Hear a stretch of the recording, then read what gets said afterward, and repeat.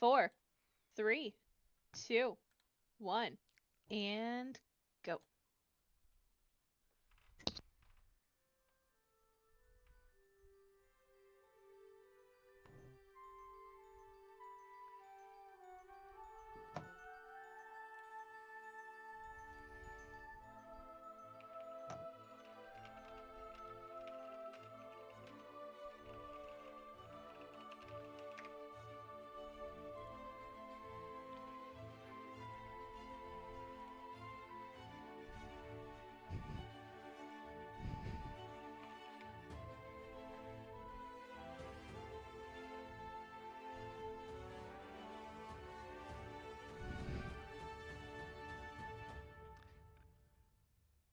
All right.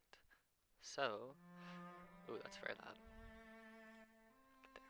All right. So last time in Mateia, our group fought Valgrimal of the lower tier, and while they were fighting him, they decided that they didn't want to hear his voice anymore, so they silenced him into submission for a little while until they defeated him.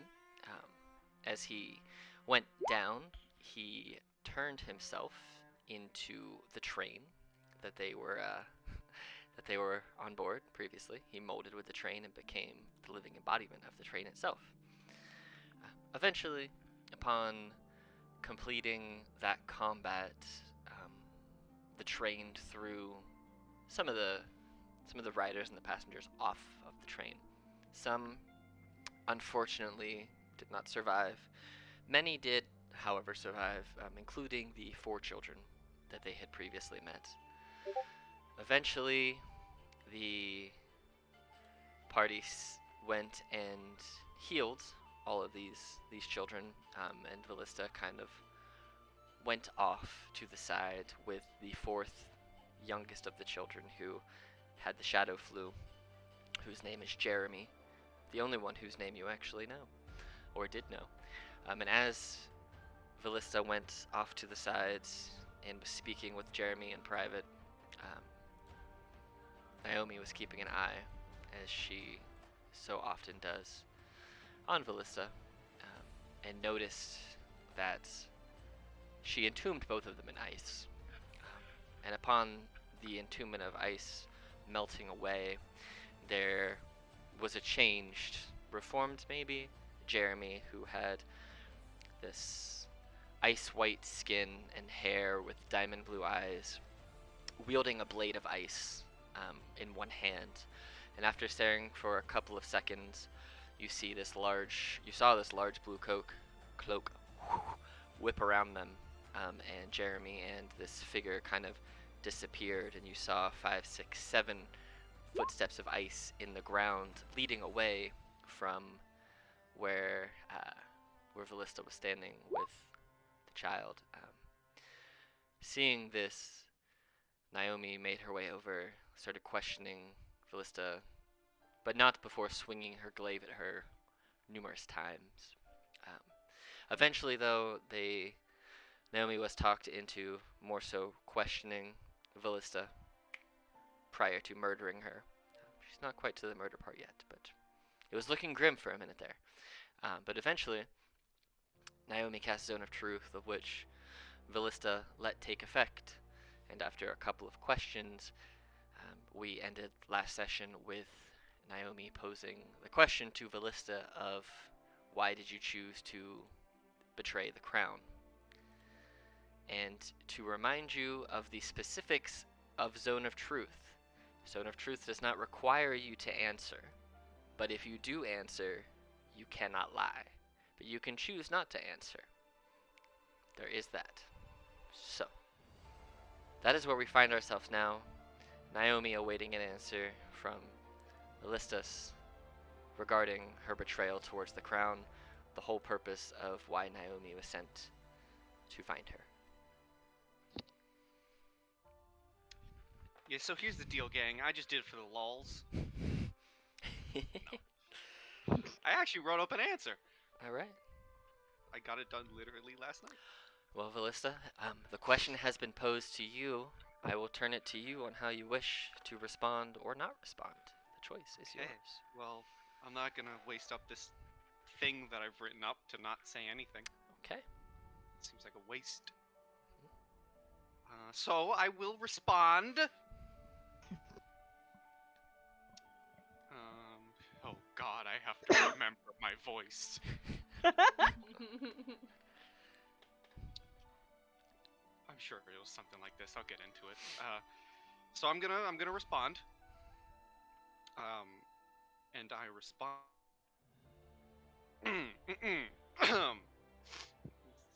Not any water. I'm good.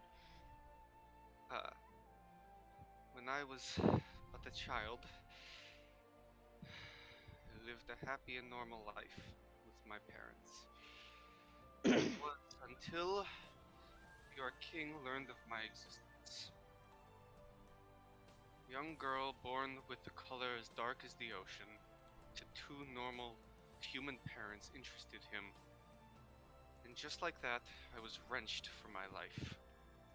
Sold like a child buying a pet from a store. The king cared not for my existence, and the queen only cared to teach me ways of the court. And I was alone for so long until she came around and introduced herself, but by then it was too late. The prince already took a liking to me, and he offered me power and a friend, so I would no longer be alone. And all he wanted in return was a throne. And I accepted the deal. I was scared and alone and unwanted, and he cared for me when I was in my darkest hour. Under his influence, my color began shifting, and my arm becoming that of pure frost, and it didn't take long for the king or his wizards and mages to notice the corruption, as they would call it, and connect my newfound power to that of the prince. I was chased from the kingdom with blades at my back everywhere I went, but I survived. I didn't betray the crown. I never wanted to be a part of the crown. And the prince gave me the strength I needed to take my life back.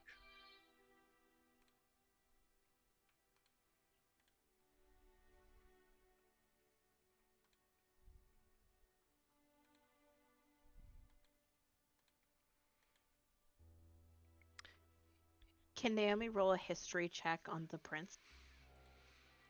Yeah. It. You can roll history or religion, whatever you want. They're both the same, but let's take religion. 17. You being in a world where it is proven that there are many different deities, different hierarchies of how um, goddom is bestowed, you know that there are beings and creatures that go sometimes by their full name, like Lathander. You know there are sometimes um, beings that go by shorthand names. You you've maybe heard of the prince, um, but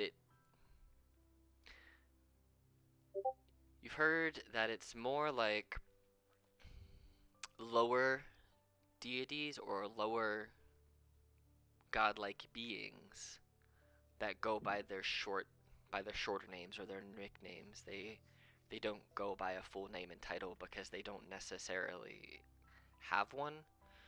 But at the same time, to get followers and to build trust, it's a lot easier to do that and form those relationships when you use more of a personal name with a person, as in a first name rather than a full name plus title plus whatever other information there is. So you know there are beings that go by 1 to 3 word names that can bestow power to others. Yeah. Okay.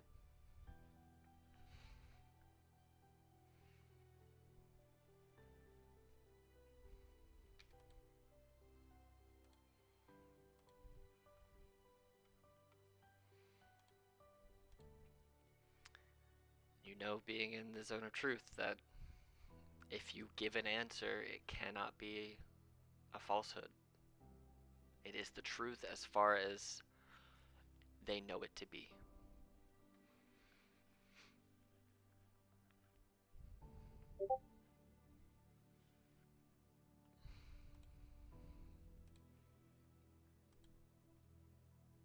This prince ask of you in return?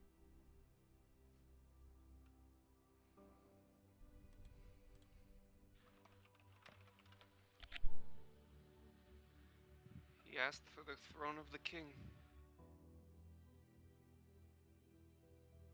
Power for power, huh?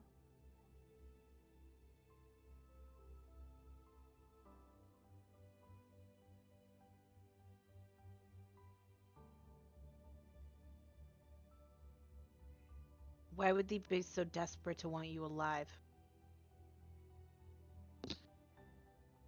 One more time, please. Why would they be so desperate to want you alive?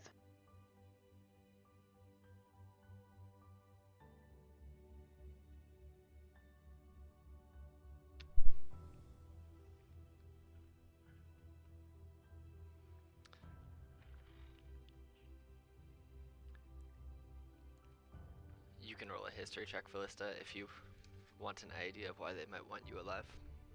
Yeah, I was just gonna ask. My brain is trying to figure that out myself. History! Crit, crit, crit. What? Roll it again So with now- advantage because it's more so your memory. History! Okay. It was a 10 to remember your own stuff under this stressful tribunal. From what you remember while you were in the immediate aftermath of the order to keep you in the castle, right before you ran, when the prince gave you the first order and warning that you needed to run, because those who took you were going to betray you again. Um, you heard through the use of your magic, through the prince, and through a couple of friends that you had made. More so, friends might not be the right word. It's more so you were kind of looked at as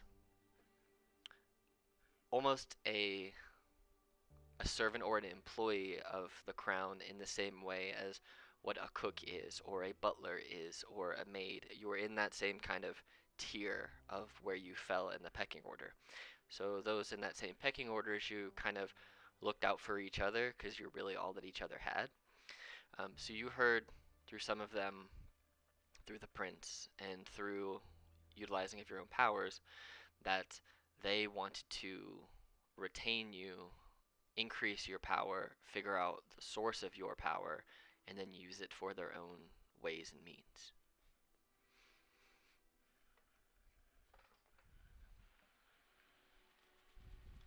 Okay.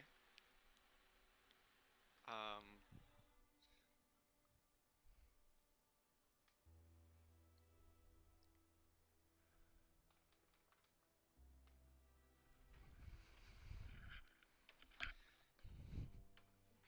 they want to use me and my power that the prince has given me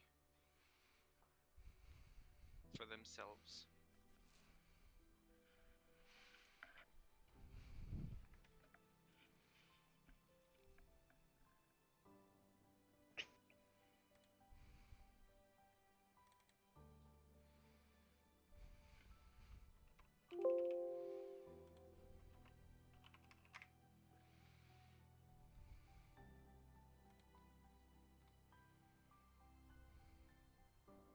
So were you only taken before because you looked different?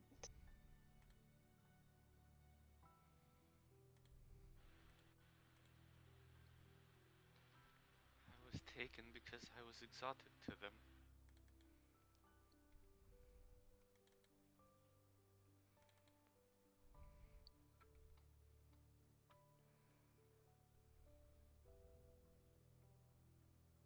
Did you ever seek escape or a way to wriggle out of the deal? It seems like a a linear path you found yourself on.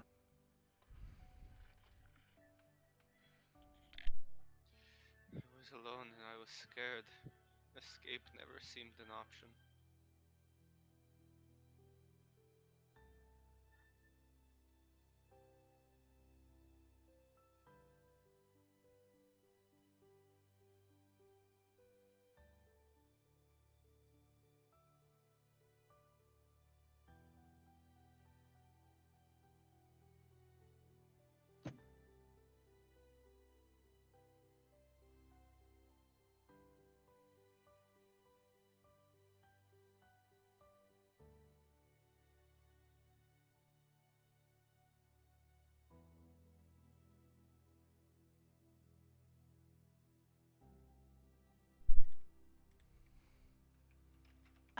Naomi will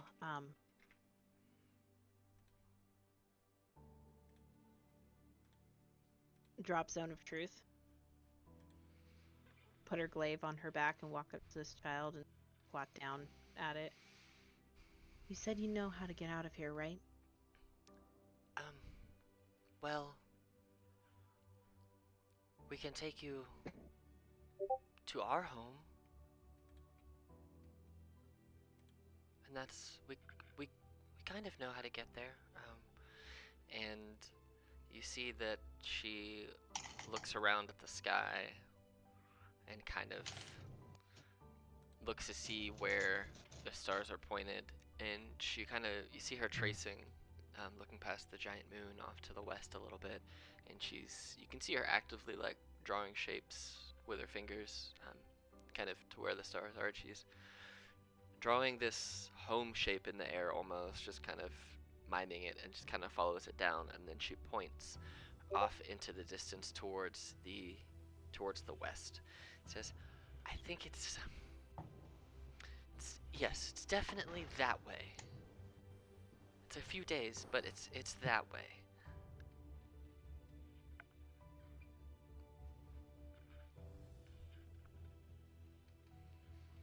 Naomi will extend a gauntlet-covered hand to the child. She reaches out and takes your gauntlet. And then she will, the rest of the group, say, seems like the only direction we can go. Let us venture forth.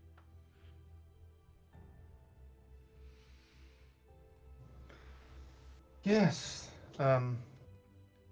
Naomi, do you seem satisfied with Ballista's answers?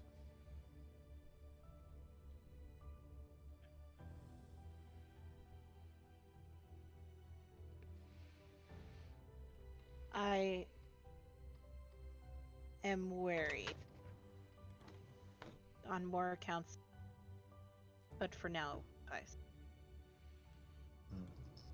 More or less wary than, let's say, a day ago. let's just say I have less of a murderous intent than I did a few seconds. Okay.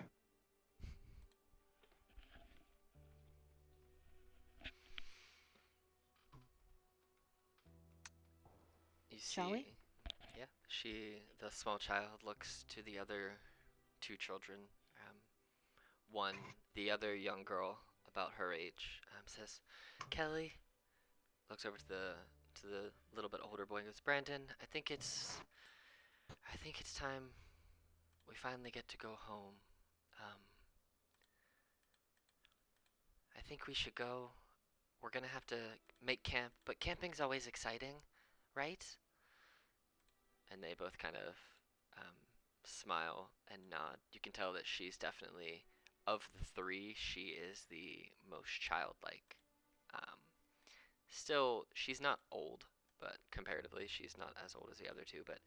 Or she's not so super young either. She's not like a 5 or a 6-year-old, but she has not lost her childhood innocence, at least what it seems like, in her childhood sense of wonder. It's all still seemingly intact. So she grabs you by the gauntlet and starts walking. She starts walking Lead the way to then. west.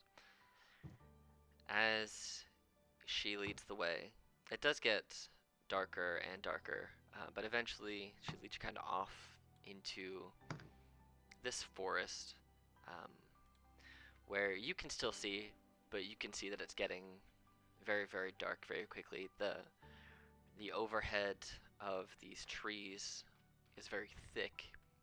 The trees themselves, the majority of them look like they are maybe starting to die, but there are still some that are very much alive, but the leaves aren't that lively green and the normal springtime, summertime colors that you're used to. They're more of like darker shades of blues and grays and silvers. While still full, they just look abnormal. They look to be almost a shade or a shadow of what you would expect a tree of what looks to be this much alive to look like. She leads you into this woods and says, well, I don't think we can make it through the forest at night, especially when it's dark. There's scary monsters around, I think. I think we should camp. It's probably safe, and then we can continue in the morning, I think. That's probably best, because I'm very tired. I still hurt from the train.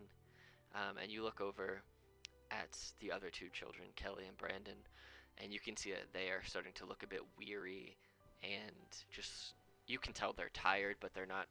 They're trying to put up a strong front that they can keep going, but you can tell, because you know what it looks like when a person is just physically exhausted, that they are pushing it to their limits right now based on the last days of events, what just happened. They need to rest. They are looking like it. So, just, do you guys want to camp, or do you want to keep going? What do you think? She asks to Yeah, we the should four of definitely you. camp. Camp and eat, yes. Yeah, Yes, camping sounds I wish we could feast, but I think we lack supplies for that. But at least some kind of repast. Okay. You guys can put yourself to wherever you wish to set up camp in this forested area. You have all the stuff down here that's open. You can climb up on these rocks if you really want to. You can go over here. But you came from this way. So you're basically coming down and following this path down this way. kind of a little clearing. Looks good. Down here, Yeah. down a little What do you lower. think?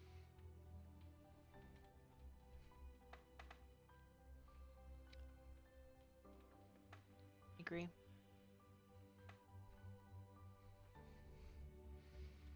Can I make some dancing lights hang out for a while we kind of hang out and set up camp? You can 100% do that.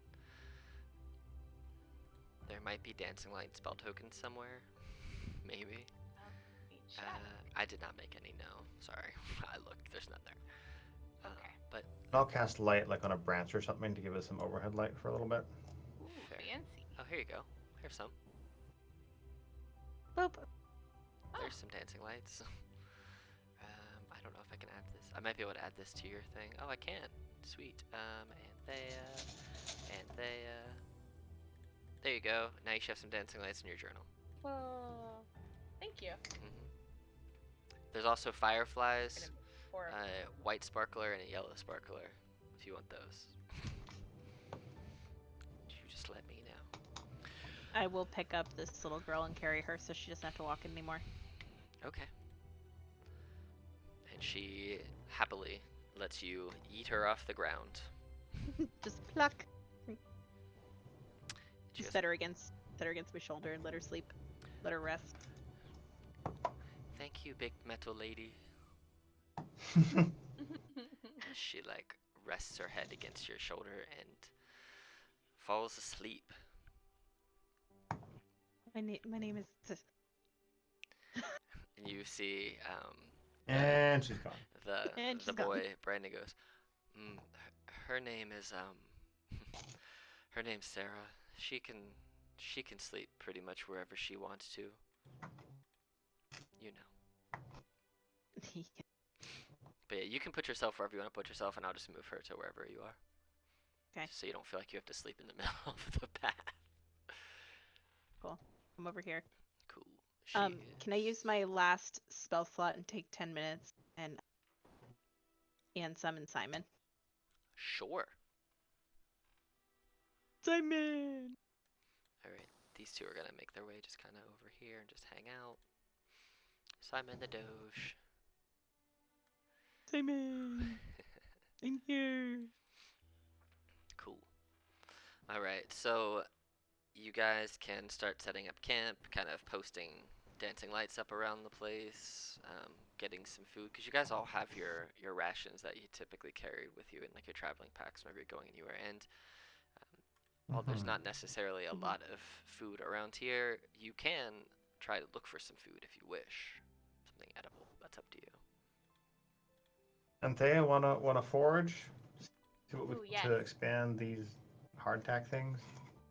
All right. Agree. Let's do that. If you both want to forage, you guys can each give me survival checks. And there you can do it at advantage because you're a druid. You don't need it. You're a 26. Oh, you're good. So Oops, I did not mean to roll no, twice. Never you're fine. mind. Yeah, so between the two of you, you guys, without much problem, it's not. You don't really find berries and things like that, but you do find, Anthea's specialty, you do find many edible fungi. So. Yeah. Stir fry. Tasty. I'm gonna move the lights so they're kind of around us. All right, so you. Kind of float around us. All right. Go ahead and roll me. Roll me a nature check with advantage, Anthea. Who? Oh, okay. Anthea. I don't know if the keys are working for me. I guess I'll just roll it. 20. Okay, cool. So with your Alright, 20. your knowledge of the fungi that you found and are preparing, your 20 lets you make some really high quality road stir fry. So go ahead and roll me a d8, and everybody will wake up with this many temporary hit points tomorrow. Beautiful. Do it to it. 5. Bye. So Nice. upon completing the long rest, everybody, children included, if they ate, which I'm assuming everyone ate enough, got woken up and given at least a couple bites, will have 5 temporary hit points to start their day. Nice. So, surprisingly, it's really, really good fungus stir fry out in the middle of this real spooky woods. It's a fungi stir fry. Okay, so do you guys wish to set up watches for your long rest, or do you just wish to go to sleep? How do you wish to handle your evening? And is there anything Watch else is you probably wish to do for the night? Good. My watches sound good. Yeah, watch. I have decent spell slots left. I can take first watch. Okay. Who's all taking watches, should I say? I'll take a watch. Okay. Yeah, same. Okay. Vallista's need a staying nap? up all night. She's staying up all night. Okay. What? You're gonna have a level of exhaustion. Maybe. Depends how they roll on their con save. But every 8 hours until they long You're rest, generous. they will have to. Well, no, that's how it goes. You roll it, and if you fail it, you get the level. Otherwise, every 8 hours, you have to roll it until you sleep. So. Oh, gotcha. Yep. So you could just keep rolling and failing and keep getting exhaustion, or eventually, after 3 days, you would take one automatically, and then you would pass out. You know, such is life, because it's real life. Okay.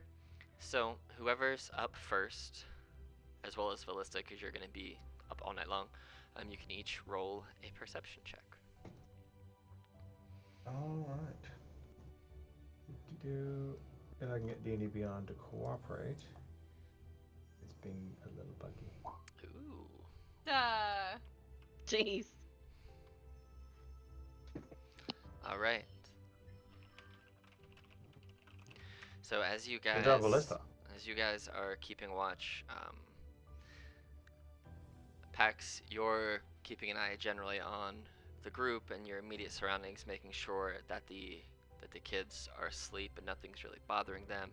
And Vallista seems to be able to focus at further distances. You both having enough knowledge of each other to know that Vallista can typically see further in the dark than you can, so it does make more sense that she's kind of keeping an eye out on the larger area surrounding you. You do notice that she seems to be talking to herself, whether she's praying or just talking to her little familiar or just going over what's been happening since you've been in these woods. You're not quite sure. All what right.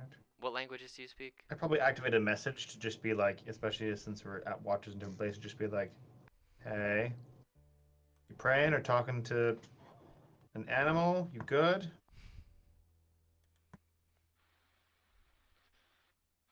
I'm fine. Hey, holler if you need backup. I'll keep this channel open." Over. Walkie-talkie message. I like it. Do we have nicknames for our walkie-talkie? Oh, totally. We'll come up with something. As the first watch goes by uneventful, Pax, you see that it doesn't look like Vallista is intending at least to go to sleep at the end of your watch. She still seems to be kind of keeping to herself and just every now and again kind of looks up. You can see that she takes in her surroundings, making sure that you guys are all keeping safe. And with that, your watch passes otherwise uneventful, and you yourself can go to sleep. Who is getting up second?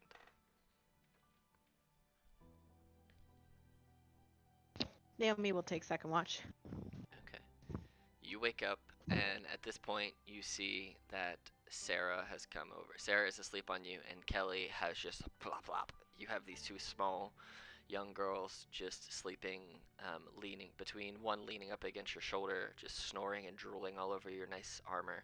The other one just kind of laying in your lap as you're sitting up against this tree, kind of just resting and getting up from your short rest that you finished before your watch started.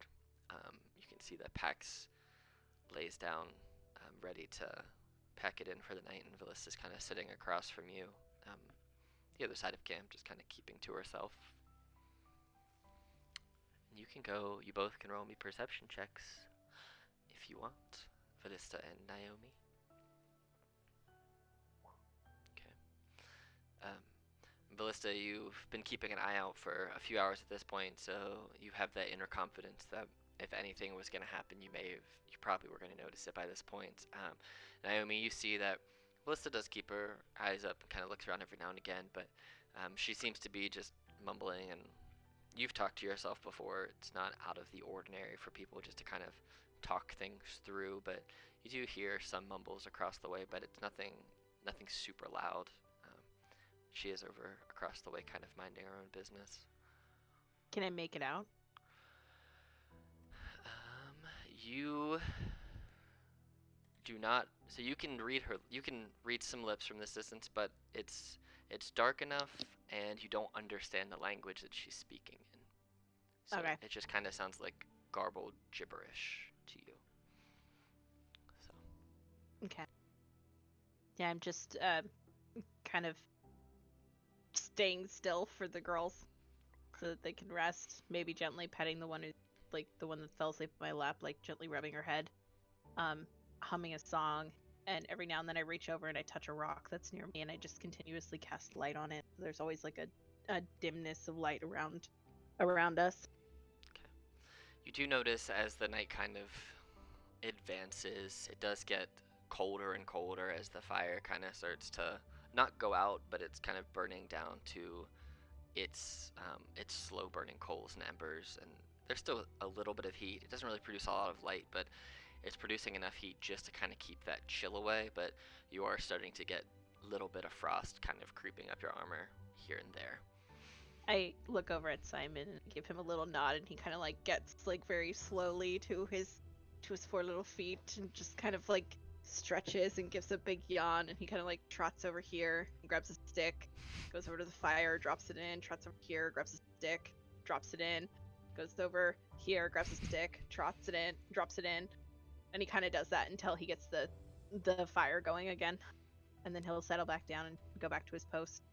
The fire doesn't come to a roaring blaze by any means, but it does kind of regrow to a low, warm, burning fire. It looks like the sticks that he tossed in there were almost a little wet, but they're still dry enough that they burn, and they're burning a little bit longer. There's a fair amount of smoke that's coming out because the stuff that he grabbed did have some moss on it and some greenery attached to it, so you're getting a lot of that that smoke emitting from that fire, but you are still getting some fiery warmth that's kind of emitting and shedding those waves of heat every now and again onto you and the children.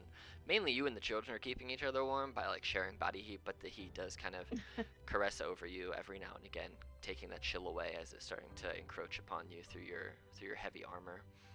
Um, as you fall back asleep, Anthea, you awaken. Ballista and Anthea, you both can roll me perception checks. Perception. Jesus, Oh, Ballista's Ballista. focused. She's She's on awake. fire today. She's awake.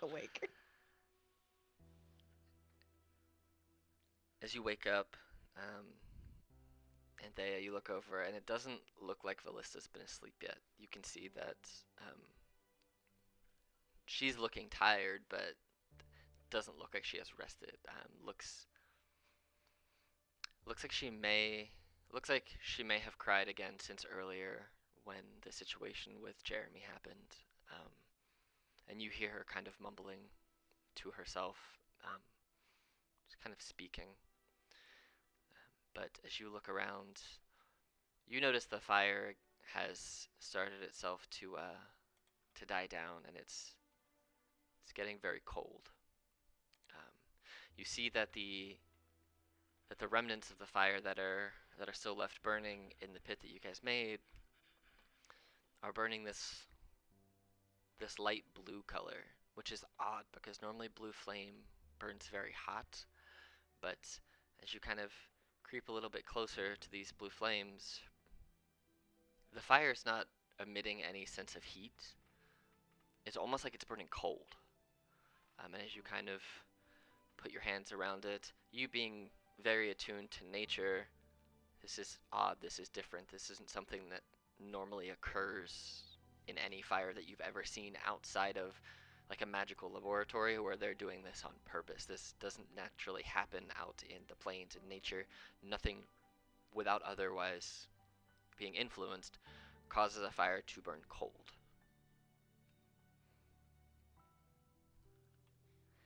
And as you focus on this cold fire, you see that this almost bubble kind of forms around all of you guys. Nothing that is too thick to see through. You see that it, let me get the drawing tool here. It kind of is about this big. I think you guys can probably see that, hopefully. Yep. Cool. You see this. Yeah, we can see it. This glittery bubble almost appears around all of you.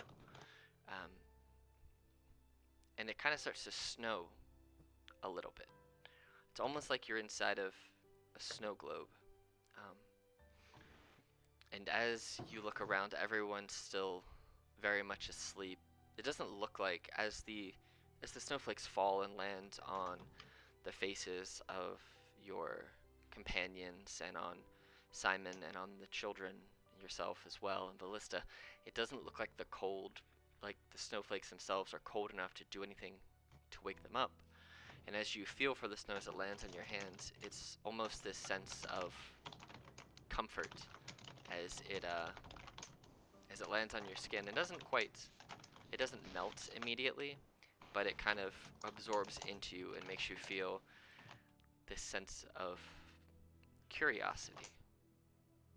And Ballista, these snowflakes landing on you feel natural, feel welcoming, feel almost like they're calling to you.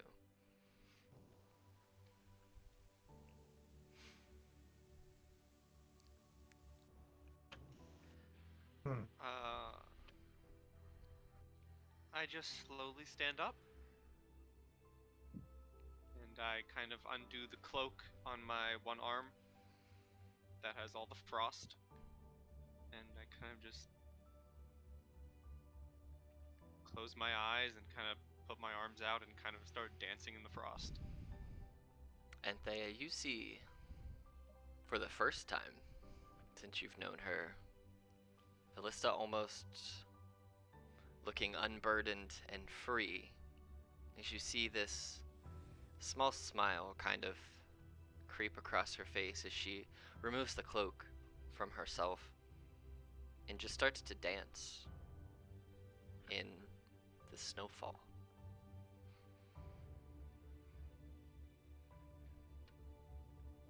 The work of your prince?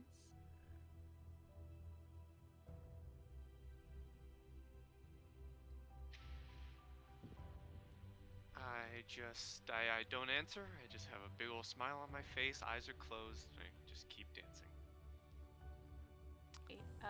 This is a little unnerving despite the fact that Callista seems calm with this. Is there, like, can I tell if anyone else is at risk of, like, freezing, or It does not does look. it seem to be, like, it's- just nice light snow? It's not, like, Yeah, it's just a nice light. blizzard. It's just a nice light snowfall. It doesn't even really seem to be collecting on the ground or on any person. It kind of sits, lands, and just disappears. But it does continuously seem to be falling.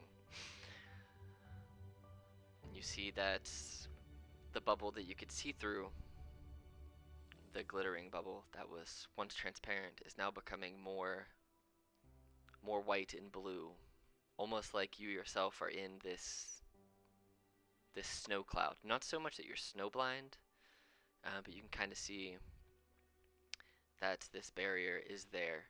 And as you approach, you Can can I try to touch it? you can touch it. You can stick your hand through it. And as you put your hand through it, the temperature outside feels a little warmer, just slightly, not much, than the temperature in here. And as you pull your hands back in, you do feel the temperature difference. It is cooler in this magical dome. And it doesn't seem to be, if you poke your head out, it doesn't seem to be snowing or anything outside of this construct that you're in.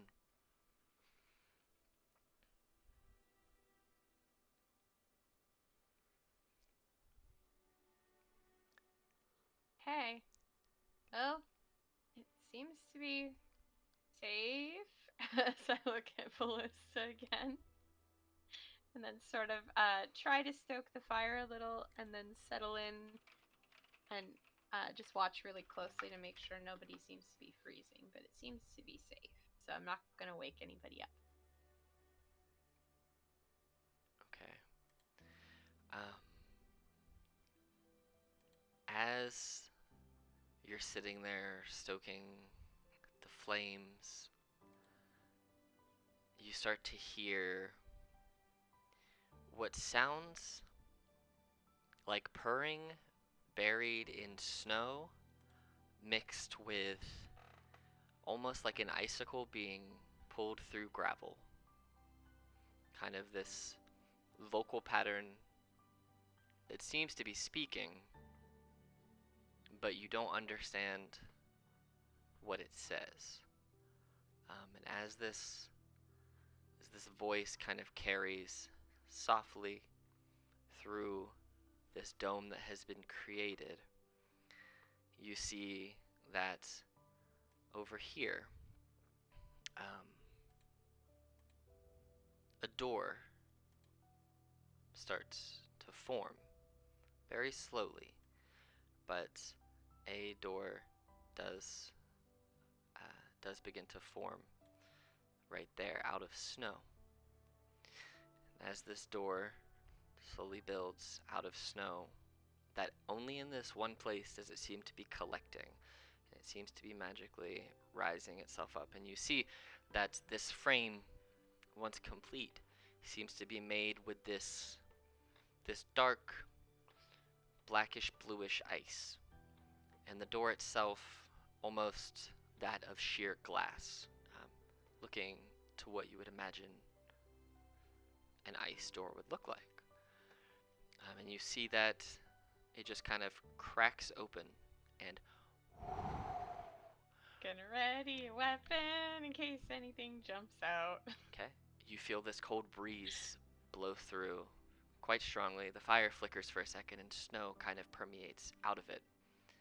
And the voice gets a little bit louder. but nothing comes through the door. Vallista, you understand the voice that is speaking, and everything that has been said so far is from a voice that you recognize, a voice that you've had in your head since you were a child, since you first started developing these powers, since you first started leaning on another for support, since you first were gifted your frozen companion in Hail. And the voice says, "You can join me if you wish. The door is always open, but I cannot promise that I can return you. Not today. You're welcome whenever you want to be. We can find another to fulfill the plans. If it is what you truly desire, the door is always open for you to walk through. You must just be the one to walk through it." And that is when the door itself opened and that cool breeze kind of blew through. I kind of finish my dance with a little flourish. And I open my eyes and I see the door. Mhm. And I take some steps in front. And I look at Anthea. And I say,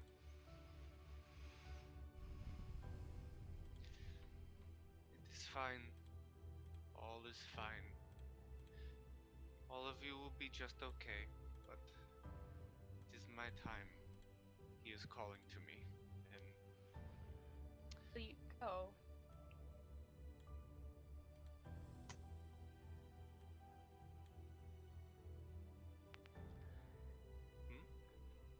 Where will you go?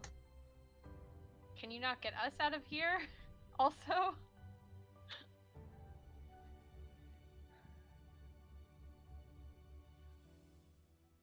I am going to my new home. I am going to the prince."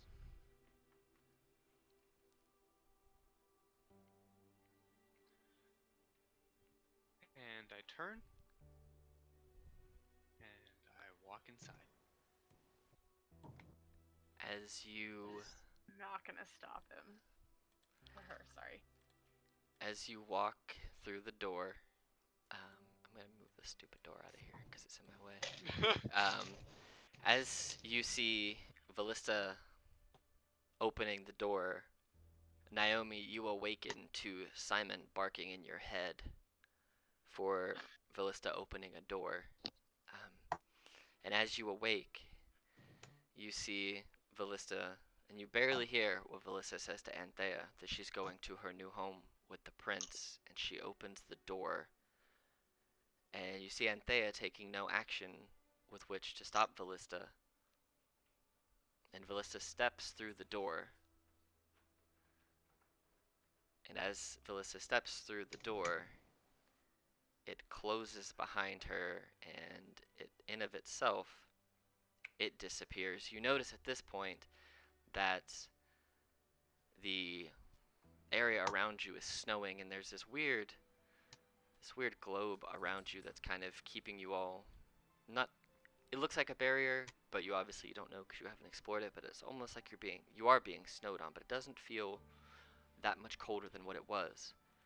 But you no longer see Vallista as she steps through to somewhere, and as she steps through and disappears, you see that the snow itself slowly starts to slow down and stop, and then the barrier around you just disappears. And all remaining right now with you is yourself, Anthea, Pax, the 3 children, and Simon. As you look in Simon, the you're a sun. bad guard dog. He Did one job. You see him just cover his eyes with his paws, and you hear him sulking in your head.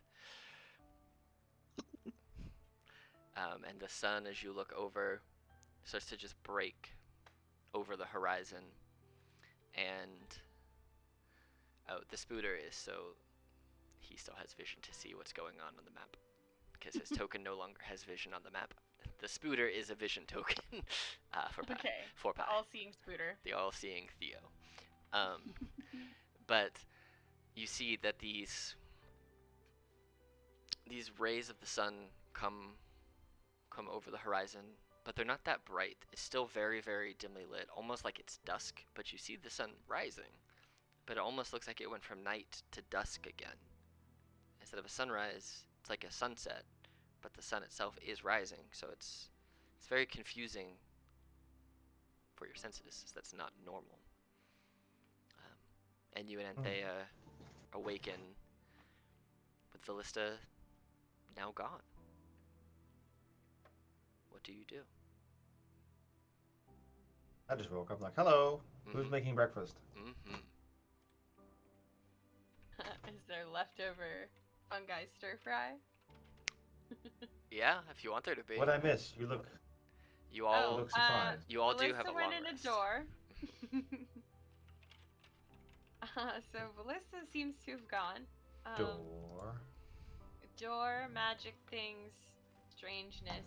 I thought I'd let you sleep though. And honestly, I have no idea what's up with her and she scares me a little bit, so I think it's for the best that we just focus on getting out of here. Well, that's an eventful night. Okay. Yeah. So, yeah, I'll explain like the snow globy thing. Okay, And the, yeah. yeah.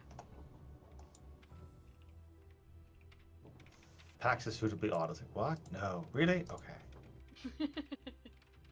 What a great story.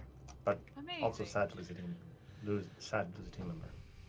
I mean, yeah. She definitely came in handy, but at the same time, I don't think it's good to force somebody to use their powers who has been forced to use their powers for other people. It sounds like she needs to work on herself.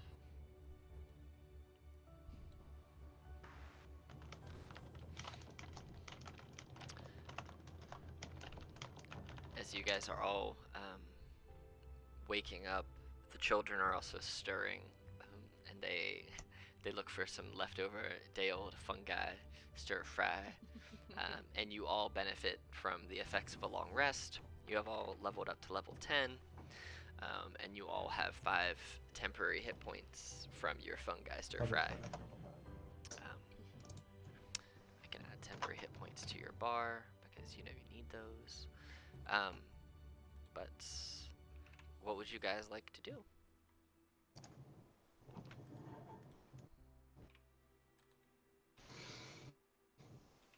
Well, children, which do we continue down through the forest? There's fewer of us now, but we are still committed to protecting you and seeing you home. They look around and like, oh, Jeremy's friend left. Well, okay, I guess. Yeah, we just go this way. It'll be a little while, probably a day before we get to where we need to be, but we can go whenever you guys are ready to go. I'll look to Naomi and Thea. I guess we might as well. It seems like there's no way to recover Ballista. Yeah, let us go. Okay, so I'm gonna move you guys all together so that you are in an easier grouping. I'm also gonna bring Theo, the fun spider guy, with you. Whee! As you guys make your way through the forest, following the path, it doesn't ever really seem to get any brighter, even though you can see the sun moving in the sky. It doesn't get any brighter at all. It just stays that same dusky light levels, and you guys eventually make your way to. You start to hear the sloshing of water, and you see Sarah, the youngest of the children, get very, very excited at the sound of water. and she seems to know exactly where you are. Um, and you guys all find yourself on a small beach Ooh, down here. each episode. And you guys can see that the light here is still very dim. It's still close to dark. You see that this interests you the most, Anthea. You see that these rocks have this bioluminescent fungus growing on them that seems to permeate a little bit of light out onto the water. And you Can see I over collect here. some? Oh, 100%. You can collect some bioluminescent I'm water. already scraping it off and like stuffing some of it in my hat. Okay. Yeah. Study later. You scrape off some bioluminescence fungus, and the interesting thing about this fungus is when you scrape it, it regenerates, like it was never gone. Ooh.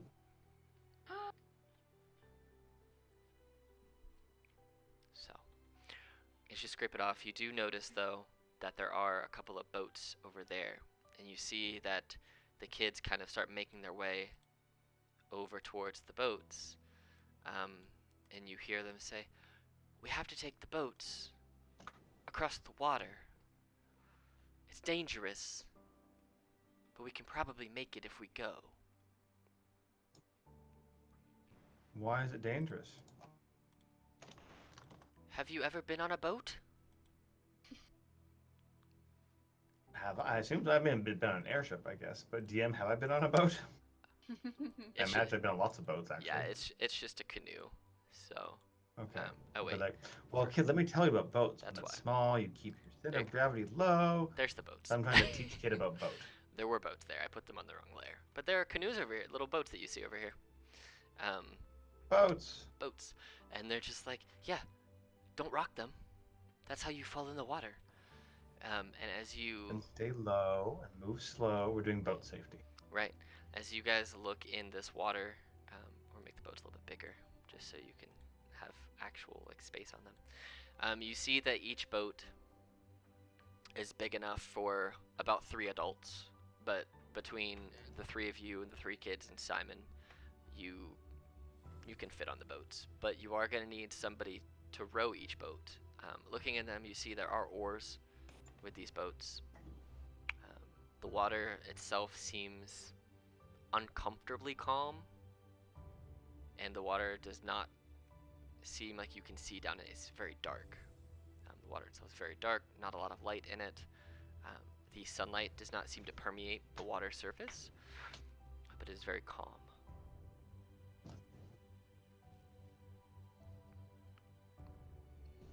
Well, who's most seaworthy? It feels like I guess we need to split up. You see Brandon jumps on this boat with No. Kelly, and then Sarah jumps on this boat over here. Just Wait right for over. adults before entering boat. Okay.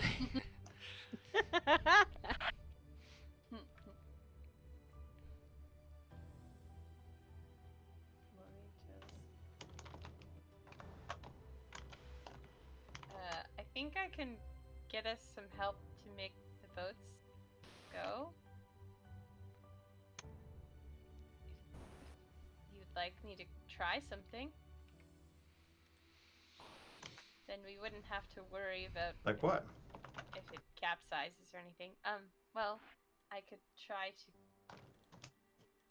conjure some animals that could swim to help us push the boats along and make sure we're not gonna all fall out.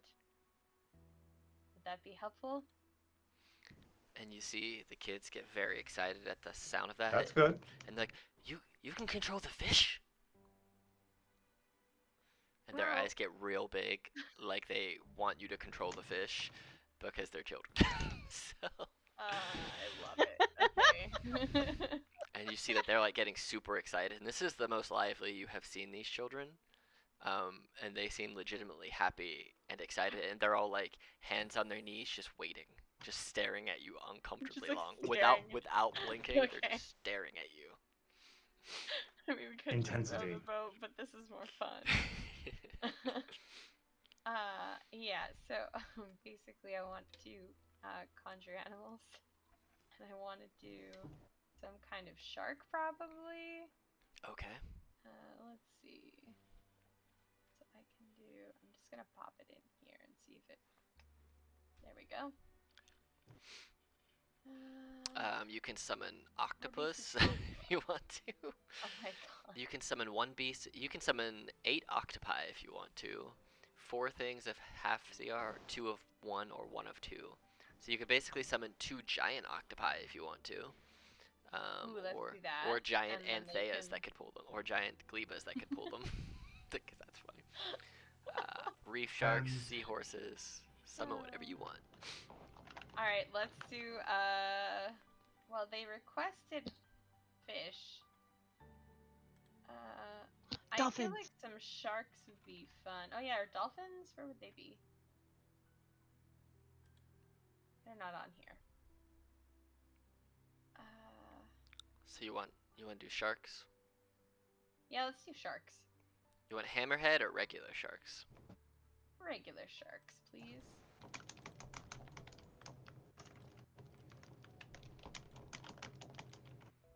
All right. Awesome. So you have 2 giant Shark sharks that you buddies. just summoned and just roped. I like to imagine that you guys summoned them and then you lassoed the sharks to the boats and gave the lassos to Yes. the children because they wanted to steal them from you. Absolutely. And you see that these sharks, as you summon them, they are giant sharks. Like they're large creatures. Actually, so they should be a little bit bigger than the boats, just because I want them to be. As you summon them, you notice that there's something different about these sharks. That these sharks seem to have on their head, where there would be like a hat, there seems to be a giant bulbous mushroom on top of each of them. Ooh. That seems to be like your connection to these Aw. sharks to control them. Almost like it's a control mushroom beacon that lets you tell them Mushroom what to shark. do. Remote control mushroom shark. Hmm. Love it. All right. Well, shark friends, here to help. Naomi, do you want to go with the children? They seem to really like you. For On The on the boat, first I mean. for the first time in this entire adventure, Naomi looks petrified. Uh-oh. Absolutely terrified. Uh-oh. Are you okay, Naomi? Well, to be quite frank, no.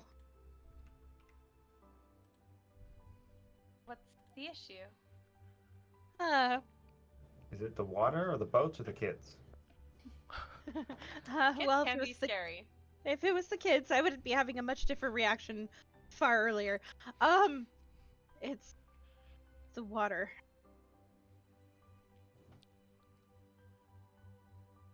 Oh. Can you swim, Okay. Naomi? No. Oh, okay. Well, we can help. We might have magic or something. Yeah. Shark friends are good. If you fall, they can swim and you can grab onto them. That kind of helps with that. I could do this. Oh You yes, swim. do it. We'll get the kids to Motivation. do a little demonstration of see how easy it is to learn to swim, and here's how you can do a starfish on your back. Take off your armor maybe so you don't sink so much. So we're gonna do a little impromptu swim class. She kind of like looks down her armor, looks back up at you guys, and she's like, "No, I'm not taking it off. Like, no, this has kept me alive far too long. I'm not taking it off." Yes, this is.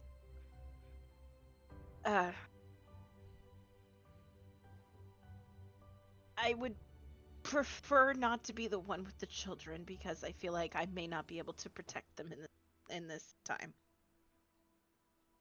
Well, I'll go with the children. That's fine.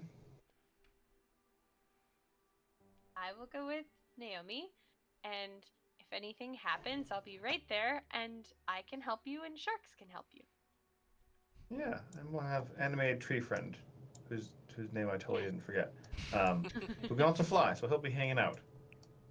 Extra help. Perfect. So helpful. Oh yeah, Iggy. That's right, Iggy for Yggdrasil. Iggy. Aha. I forgot. It was Huh. such a good name, I forgot. Here, I'm gonna go ahead and just do this so we don't forget ever again. Iggy.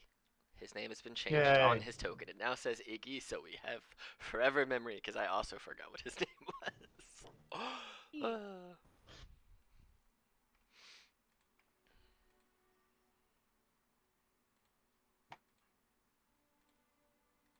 I Oh. all right. Uh, admittedly, I am beyond terrified. Oh boy. She's just like staring at the boats, very not wanting to get in them, very not wanting to get anywhere near the river. It'll be okay. I can always cast animate objects to make you and your armor float. Says Pax, hoping that Naomi will believe him. Nope. My passive insight is 14. I Oh, just look at him, no. just like, no.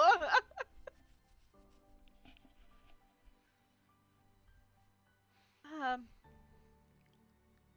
Well, if Miss Anthea thinks that the sharks can help, then okay. She's shaking so hard you can hear the clamoring of the plate mail. Okay. Can we also have Doggo Friend with us? Because I'm assuming Doggo Friend would be good for swimmy things if needed. Sure. In Hold on Naomi's tight. head. In Naomi's head, she hears, "I can swim. Simon, swim good." Yeah, hold on to Simon, and between Simon and Sharks and Iggy, we got this. He like jumps up on her, and you just see her face, like that giant tongue, just like right up along the side of her face, and it's just completely covered in just dog slobber, like mastiff slobber. And she looks like she's calmed down a little bit, but not much. Certified therapy dog. Yes. I'm therapy. He does have a jacket. Okay. All right. And then Anthea's gonna oops, that's the light. Nope, that's the light again. Okay. Can I like try to stand like kind of in the shallows and like really hold the boat stable for Naomi? Yeah, 100%. Just like really. Okay. Um, Trying very hard to make everything okay. So you gotta step in the middle of the boat so that it doesn't tip, because it can be a little tippy. oh great. Don't worry, just stay in the middle. No, it's okay, Simon. Just like call Simon over to help too. It's coming. And he bumps into her, which makes her tumble into the boat. Roll a dexterity saving throw. Okay. 23. You stumble into the boat, and as you stumble in, you see that Sarah like catches under your face, so you don't face plant into it, and you like automatically shunt both your arms out and brace yourself, and you catch both sides of the boat, and you're looking like 3 inches from face planting onto the oaken bottom of this boat. Which, as you stare, there is some water in here. There's some sand. There's a couple little crabs. It doesn't look as sturdy as you once may have thought, but it also doesn't look like it's rotting. Naomi quickly gets up and she sits on like one of the little pedestal things, so she's like facing backwards so she can focus like directly on Anthea. But unfortunately, we didn't think this all the way through, because Simon goes, "I'm coming!" and he like takes off and he like jumps and he lands basically in Naomi's lap, rocking the boat pretty vigorously because he's a giant mastiff and doesn't understand what's going on. He just knows that he wants to be with Naomi. You hear Sarah go, "Wee! Don't rock the boat." rock the boat, baby. As she's like almost falling off, trying to not fall in the water. I've decided I'm leaving. Again. Naomi lets out a scream of terror and just like wraps herself essentially entirely around Simon. She's terrified. All right. So as you guys get in there, I assume Pax and Iggy are hopping into the other boat with the children. I'll go ahead and move you guys over into this other boat too. I'm gonna take Spooder friend too, so you can see what's going on in the world. Scooter friend, scooter friend. All right. Does whatever a scooter does. So as you guys take off, choo-choo, choo-choo, choo-choo, I'm gonna put these lights with you over here, so you have them just floating around. No, go back to boat life. Cool. So you guys, as you get out onto the water, the weather begins to change. You see that the sun that was there starts to get covered by clouds. And it starts to rain audibly, very loudly. And you're getting wetter and wetter and wetter and cold as you hear thunder cracks above and lightning cracks above as the water itself starts to get a little bit less calm. But That's not good. you guys continue your boat travels across here. Go ahead and the three of you make perception checks for me.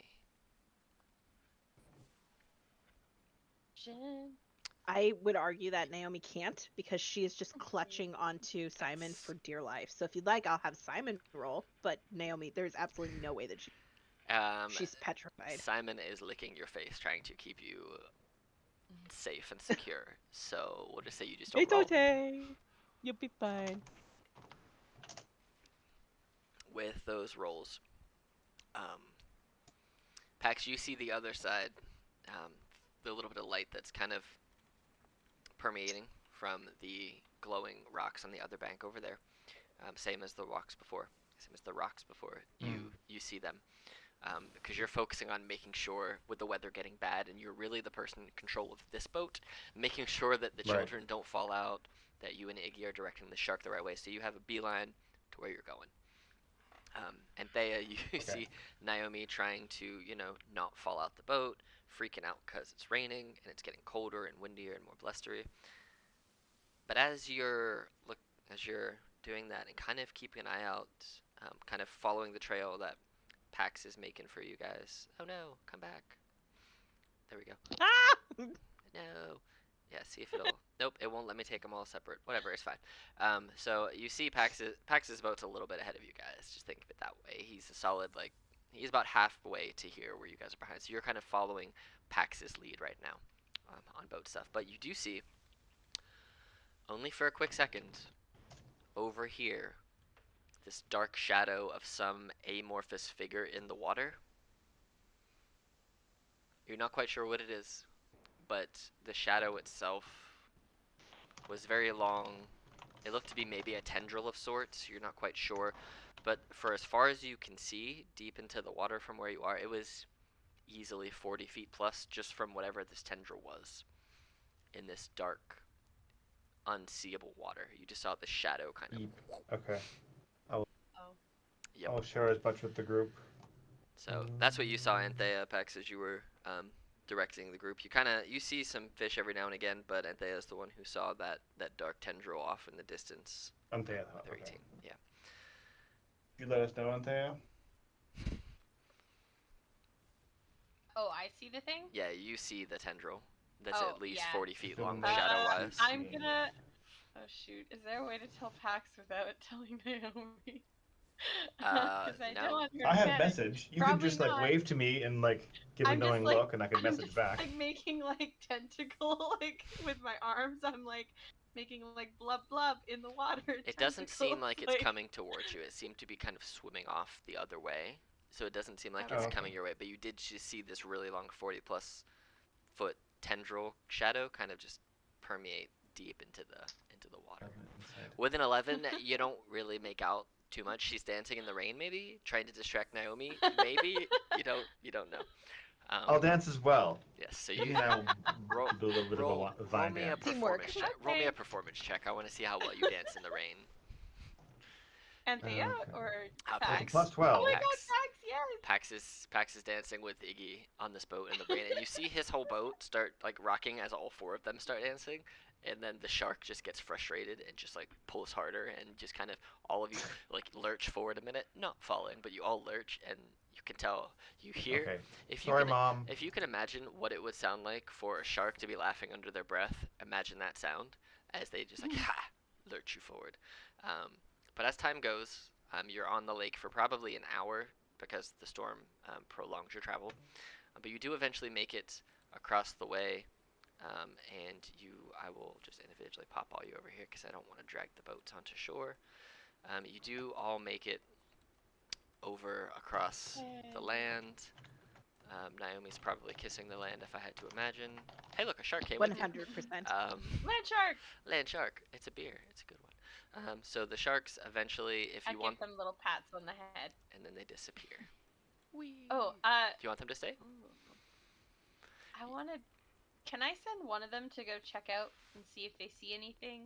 Yep, they have about 10 minutes left If I do- before Am I able the to spell's gone. communicate with them? Let me just check. I'm gonna just say they're considered Fae. They're friendly to you. I'm gonna say yeah. They obey verbal commands that you issue to them.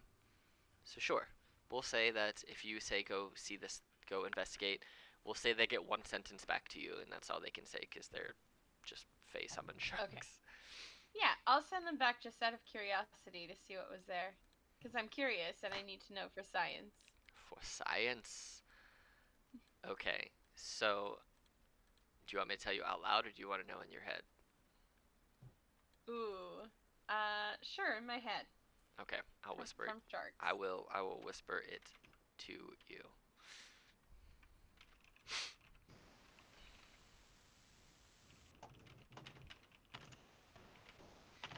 All right. So what are you guys doing as you all arrive on that side?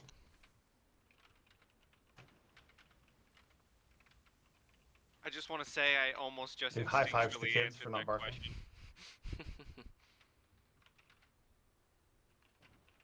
Good job, kids. We did it. Yay. Have some snacks. All right. And the sharks Okay. disappeared into the water. You know what the sharks Thank told you, you sharkies. based on what they saw. So you can share that or not. That is I'll up to draw you. a little sketch in my book of it just to be like, interesting. Cool. All right. I gotta make a note now to see what that is. I'm not hiding it, but I'm not telling Naomi because I don't want her to be more scared of water. I'm not anywhere close. I'm like as far away as I can get without like leaving the Okay. party. So In- yeah, in I'm that like case, far away. In that case, I'll show Pax my drawing and be like, this is what the sharks described to me. It seems to be some kind of creature that lives in the water around here. So I sent Pax the message too. So what she's showing you is what I Okay. just whispered you in Roll20, Pax. That is what she is describing to you Got based it. on this image. So just so you also know what it is based on fascinating. Thank you. that description. So It did not seem aggressive, which is good. you see that the kids are excited to be back on this side of the lake. You see that they. Oh no, I don't have everyone. I hate when Roll20 does not take all the tokens with me. That's real obnoxious. Alright, so you guys eventually get to this side. The kids want to take a quick break for a minute just so they can get a snack. So they sit down, they take a snack, they eat, and you do a little bit of patrol. And then they need to find their bearings too. So eventually, you guys. It still rains. The rain has not dampened or diminished. But you do eventually keep following this path more northward. You see that the ground, it's just soggy, it's muddy, it is difficult terrain to walk through just because it's been pouring down rain for quite some time at this point. But eventually, you do get to what looks to be the ruin, not even ruins, but the dilapidated version of some village here. I know. You okay? I've used this map before in different Oh. games. Yeah, sorry.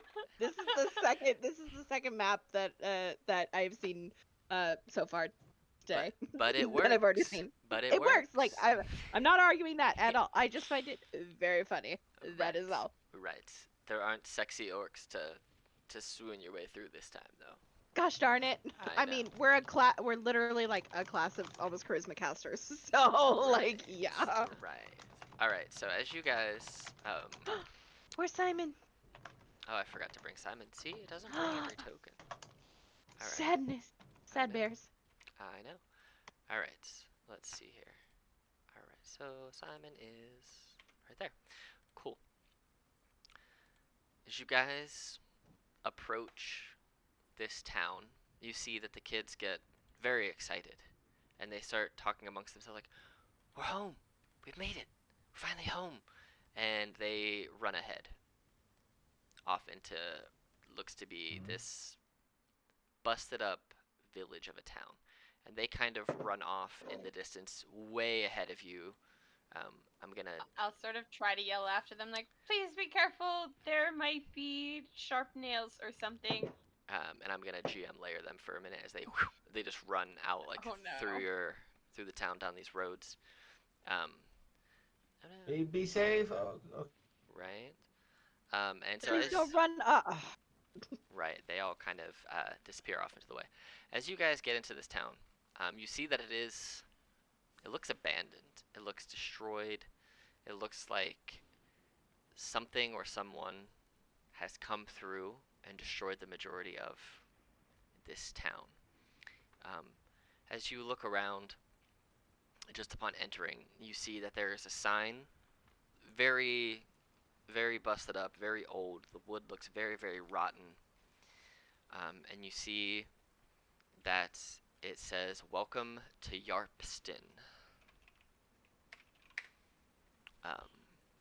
Population 115. What do you guys want to do? Explore.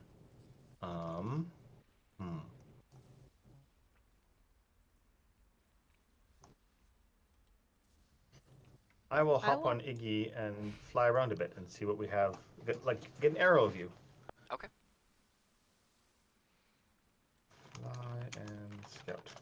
All right. What were you doing now? I can't spell. I'm gonna do my blurp. And that goes 60 feet. Yep. I'd probably walk 5. Probably get like there with Simon beside me, and then do my blurp. Blurp, blurp, blurp, blurp, blurp. All right. You do not in that range do not detect anything of that nature. Great.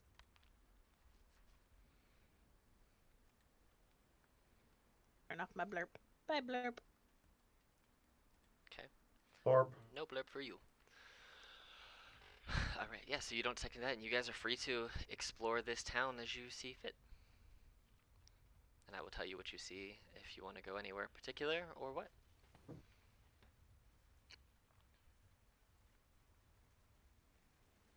Anything from my aerial reconnaissance? Things moving or As you are, potential groups? I'm move you just like over here just to say that's kind of where you're floating right now. As you do some aerial reconnaissance, you see there's a fountain here, which looks like a combination of a fountain and a well, maybe. From where you are, without going down and looking at it specifically, you can't quite tell, but it looks like it's some source of water. A lot of these buildings no longer have roofs. They seem to have been destroyed. There are remnants of houses and living quarters inside of all of these. But flying around, you see that this may have been a shop of sorts. This was probably a residence. This house here also had remnants of beds and some furniture, maybe. This down here in the bottom left corner, right here, was some sort of place of worship you can't quite see any sigils or anything from where you are. There is this statue here with a giant crack in the earth quite close to it. And you see over here there are some gravestones right there. Okay. You see that there are gravestones here, and there are also more graves back in this section back here. It's a little makeshift graveyard. I'm putting a different layer. But yes. And you don't see the children anywhere. Anthea, what are you doing? Where do you want to be? Let's see. I would like to. Perhaps I will ask Naomi after she's done her blue or her thing. Bloop. Shall we put Gleba with Simon again and get them to scout ahead for us? I think that would be a good idea. Despite it being empty, I wouldn't really qualify this place as dangerous. Then again, we're not in my kingdom, so can't really speak to full fruition.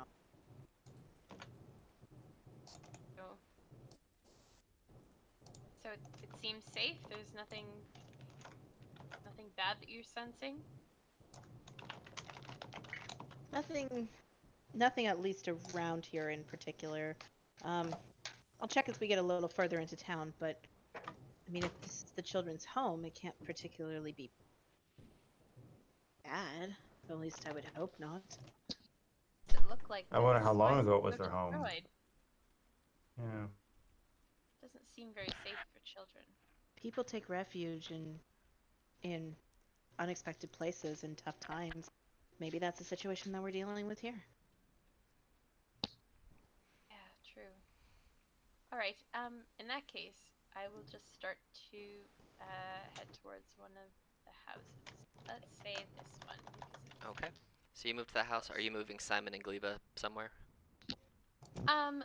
We could have Simon and Gleba go as like a separate scout, or Naomi said it's not really a big deal. So maybe let's not do that yet. Okay. Cool. So as you guys start scouting ahead, everybody go ahead and make me perception checks, please. Perception. Perception. Ooh! 27. Perceptive. Hey. Nothing gets by you. Always up in the air right now. As you're looking around Pax, you kind of made your way over. I'm going to say you're over here at this point because you've been kind of scouting the whole place.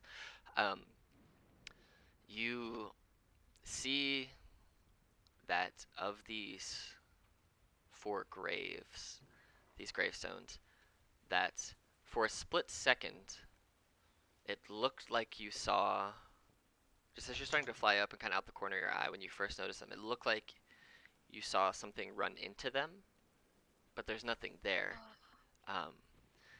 And as you're starting to look around a little bit more from your position, you see that there are footprints that have kind of just appeared, that are in different spots throughout the grounds, based on like in this mud, because it is raining pretty hard. You do see that there are footprints, almost like patrol footprints, like somebody has been patrolling this area. There's only one set of footprints that you can see, even coming in from behind where you guys were. You see your footprints ahead of where you are, where you haven't walked yet, where you saw the children run. There are absolutely 0 footprints, but going in different directions, kind of down here and back up and here, you kind of see that there are some footprints that have kind of made their way just kind of like this, from what you can see from where you are right now. But nobody in your party has walked anywhere in that general direction, and you've been flying, so it hasn't been you. But you can see these footprints, pretty heavy sunken footprints into the mud.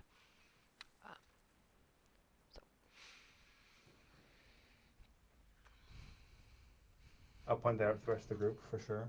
Okay, so you guys hear. Actually, I'll message it. Might as Okay. well, since I'm in range. Yeah. And if there's baddies, Yeah. I will open the Discord call. Okay. Flying tree to ground troops. So you message that observation to Anthea and to Naomi, and you get this. You both Yes. independently, because you can't do it at the same time, but you both independently get this observation of what looks like to be patrol footprints, and that you don't see the footprints of Brandon, Sarah, and Kelly anywhere. And then there are 4 gravestones with other graveyard-esque things up behind it, but doesn't see anybody at this time, so, including the children. Does not see them either. Yes, make sure to include that. What building did the children run in? They just ran this way in general, so you saw them kind of run off this way, but you didn't see where they went because they basically ran ahead as soon as they saw the town when you guys were still probably a couple hundred feet away. So they took off into the town way ahead of you guys. So Okay, gotcha. yeah, so you just know they ran down this road, but you also, looking around now based on what Pax told you, there are no footprints ahead of you. There are no children's footprints, there are no adult footprints, there's no footprints in this mud where there should be in your immediate vicinity. There's nothing ahead of you. Thinking back, there's also no footprints that you followed into this town from these children.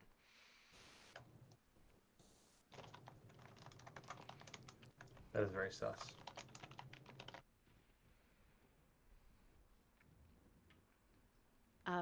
I will look back at Anthea because I can't talk to Pax because he's so far up, but I will wave him down in a second, and I look back at Anthea and I say, I can try to call for the children. I can make my voice rather loud.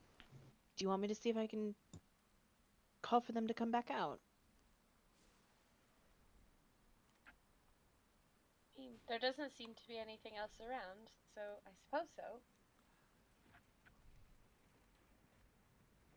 All right. I will wave up at Pax to get his attention for the radio signal. I'll write her down and say, "Is the eagle safe to land? Um, I mean, should I I come down?" I actually had an idea. If you wanted to keep your eyes in the skies, do you want me to call out for the children, see if we can't get them back out? We can figure out where they went, and maybe that can direct us to their family. Good idea. Okay, stay up there because you'll be able to spot them quicker than we will.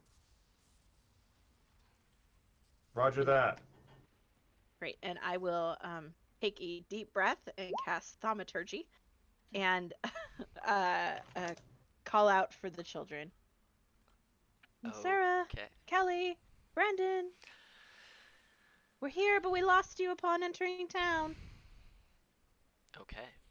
As you call out these names, you hear some laughter coming from this direction. But here I think is a good place for us to take a break for a few minutes. Bathroom break. Yeah. So we're going to take a break, and then we will pick up in, let's say, quarter after. So 12 minutes. Sounds good. Cool. Sounds good. Awesome. See ya on the 15 mark. Mm-hmm. And go. All right. We're back. So, you guys were excuse me, meandering this way. Naomi had just yelled real loud using thaumaturgy, calling out for the children, but you got no response. What do you do?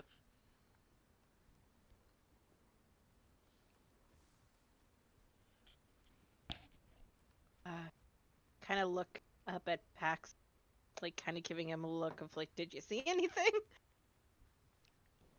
No. No. No, I didn't. Huh. I'm gonna put my foot down a little harder and recast Divine Sense and see if I sense anything again. Okay. You don't. Not in my 60-foot aura. Nope. Bummers. Not in your 60 feet aura. Yep. Just gonna put that there so I can mark it off. Oh, it's...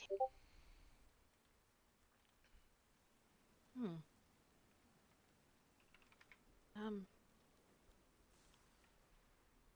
Simon, go check that house there.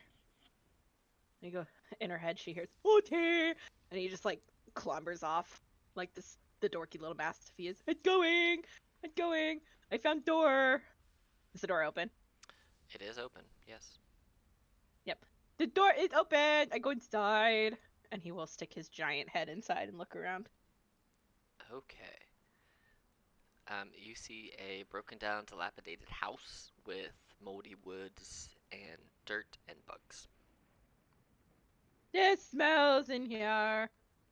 It's odd. It's falling apart. I come out now. He comes back out and just sits in the middle of the walkway. Just slaps his butt down like dust goes, and he just stares at Naomi. His tail's just like smacking against the dust. She just kind of looks over at Anthea and says, "Well, apparently that house is run down. Very messy. At least that's what Simon says. So I'm assuming no one's there, or else he would have lost his absolute mind and went and greeted them. So I'm not quite sure Okay. what's going on." Can I try to go like door to door in these houses here? Sure. Kind of poking my head in. So I'll start with this one here. All Poke my right. head in. All right. Let me. If the door's open. Yeah, all these doors are open. There's not really anything locked and broken and busted. Go ahead and roll for me a D100 3 times. Roll me 3 D100s. Okay. 29, 80, 47. 29, 80, and 47. Okay, so you find, as you're looking around this house, you find kind of buried and hidden in um, a cabinet that seems to be in like a bedroom. And in the cabinet, you are kind of moving your hands around and you feel a false bottom, which may have previously been working well, but this house is busted down and looks old and dilapidated. But you find 3 things in this um, underneath this false bottom. There is a jewelry box that has the following: a gold anklet worth 20 gold pieces. There's also a diamond bracelet worth 25 gold pieces, and an iron brooch worth 2 gold pieces.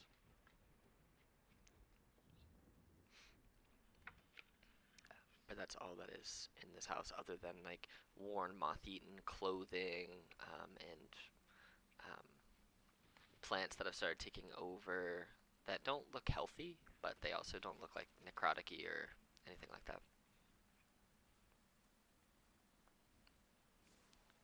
Right, I suppose no one's using these, so I will pocket them. 'Kay. And show the others when I return. Okay.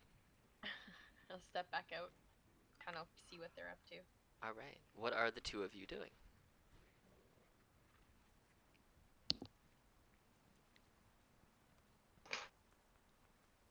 Probably Um, land and start exploring once I see Anthea kind of poking her nose in, since there's no aerial threats at this time. Yeah. Naomi will go and try to knock on the door of this house, and she'll send Simon down this way. Okay. You knock on that house, and there's no one in there. You can walk in. Okay. I will venture inside. Okay, so you venture inside this small house, which there is a busted up bedroom and bathroom, and I need you to also roll me just 1d100.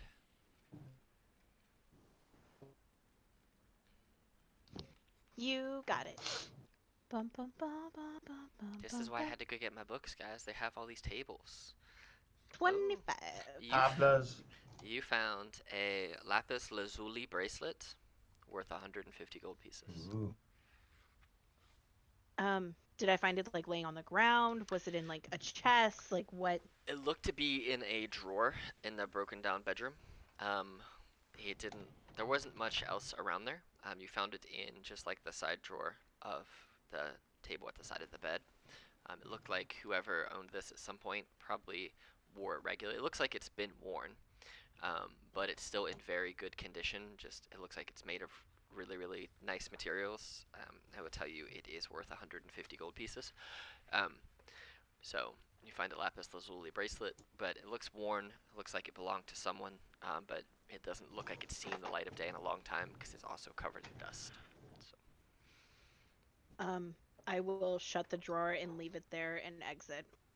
I will not take it. Okay. And Pax, where are you headed?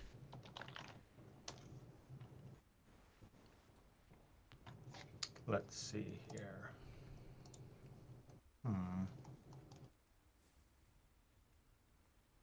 Check out Big House. Since I'm still on Iggy, we'll fly through roof of Big House and land inside and look around. Okay. That's all. So, Get back to ground. That's cool. All right, so you fly into the big house, and as you're looking around, roll me a D100 as well. This house looks to be more of like there are many, many beds here. It looks to have been either something that was the equivalent of like a barracks or maybe an orphanage. There are lots of old dilapidated pieces of fabric. Roll me a D10 as well. Nice. When you are looking, when you're looking through on each of these beds, you see that there is a.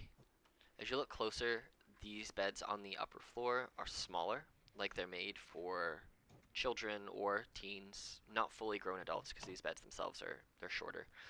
You find 10 coyote pelt blankets.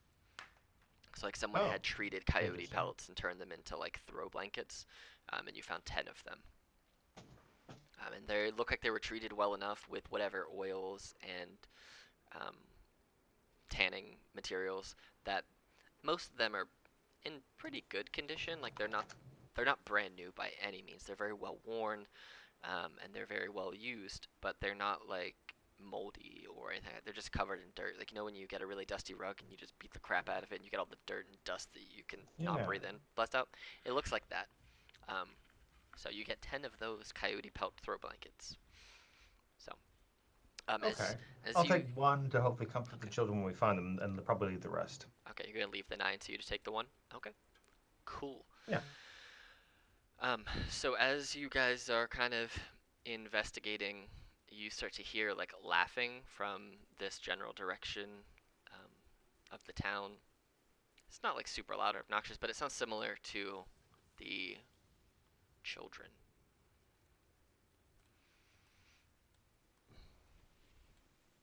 Ooh. I will alert the group to that and head in that direction. That was this way, right? It was in the corner where you just were. Top right. Oh, okay. We'll go check that out. See what is there.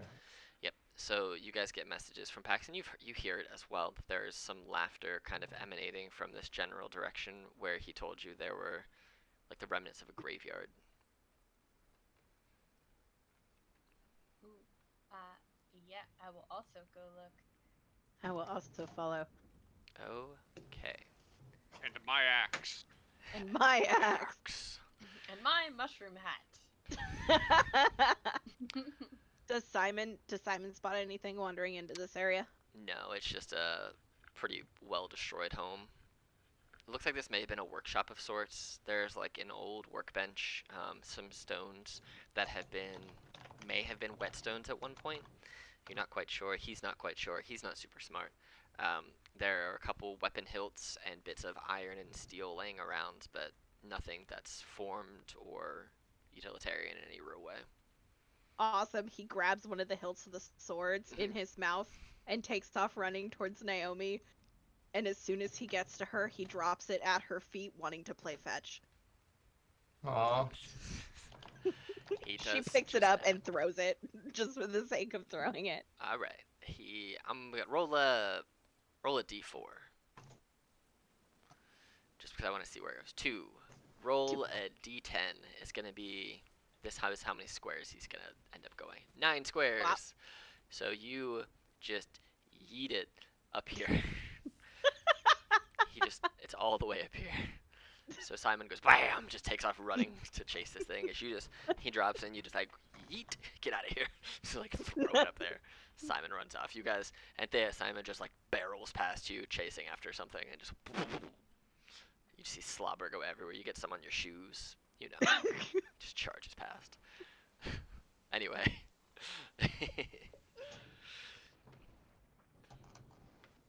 So you guys make your way over here. What you doing over here? What are these? D's, roll investigation checks. Upgrade marker thing. Okay, I can do. Ooh, I bad at these. Wow, I'm not bad at these. Okay. Yay! So, Yay for high investigation. As you guys all look at these, you see names that you recognize. You see one says Sarah, one says Kelly, one says Brandon, and one says Jeremy. It looks like you can barely make it out. The writing itself is pretty faded and pretty scratched and pretty weathered. These stones look like they've been here for decades upon decades upon decades. And you kind of hear laughter, and then you see for a quick second, all 3 of them pop their heads out, and they're like, hey, it's you guys. Thank you. Now we can go see our family again, finally. Bye. And they just lay back down and just fade into the stones. But you also notice, looking around, that there is this other stone over here where it looks like the headstone itself has been broken in half and part of it fallen to the ground. There it is, right there.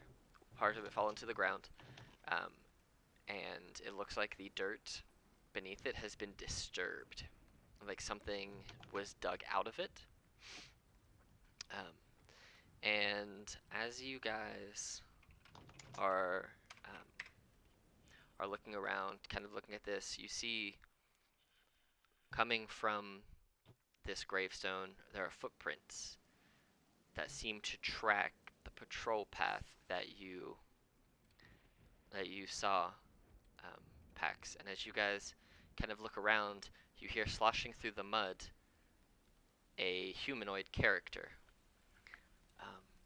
From down in the general direction where Simon was, but Simon did not see this person. And as you look down, Dragon, if you would like to introduce yourself. Would you like me to explain what I look like?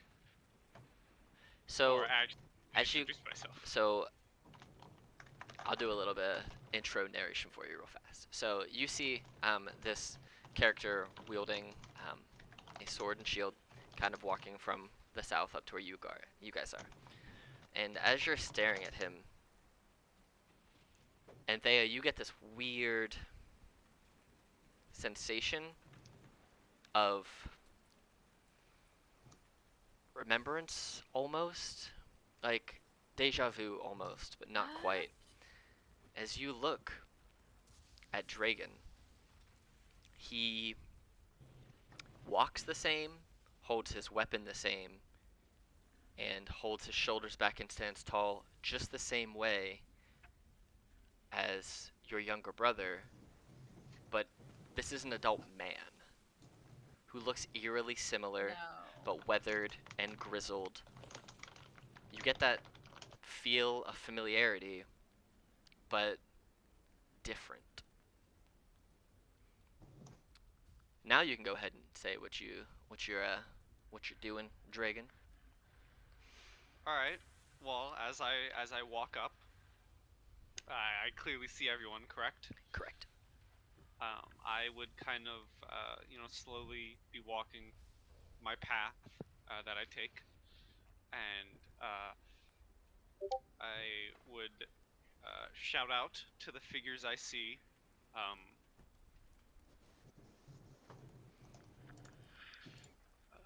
Greetings. It is good to see new faces in this town, but I must warn you, there are dangers about. Darkness. Uh-oh.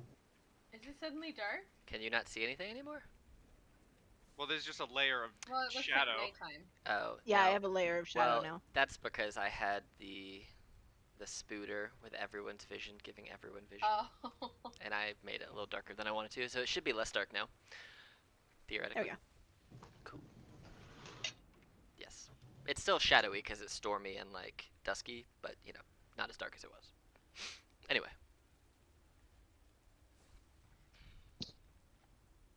Well, I shout out my greetings, and I say, there are troubles about.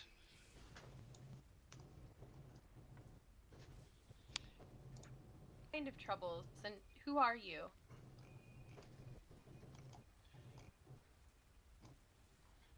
I'm a bit, uh, fuzzy on that front. Um, um, are the children home safe? On which front? On who you are? You don't know who you are? Uh, it's a bit fuzzy. I ask again, are the children home safe? I've been, keeping my eyes out for them. Yes, they've come back. Oh, thank goodness. I've been worried.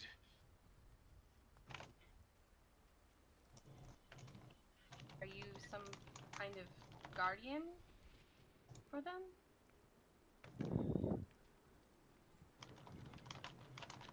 No, unfortunately, I'm not one of their parents, but this town is very dangerous, and it is be highly unfortunate for them to be wandering around alone. They should not be doing that.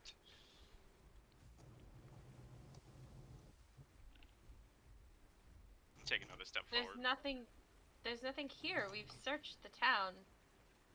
What's so dangerous?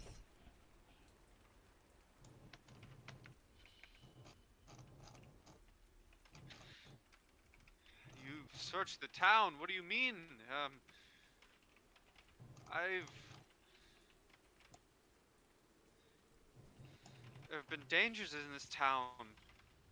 Uh,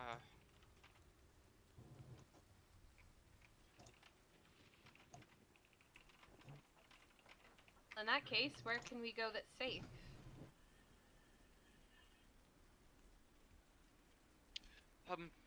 please come with me. I know of a small group of people who live nearby. You'll be safe there with me. This town is plagued with shadow and death. It is good to hear that the children are home. Uh, I must bring you to safety now.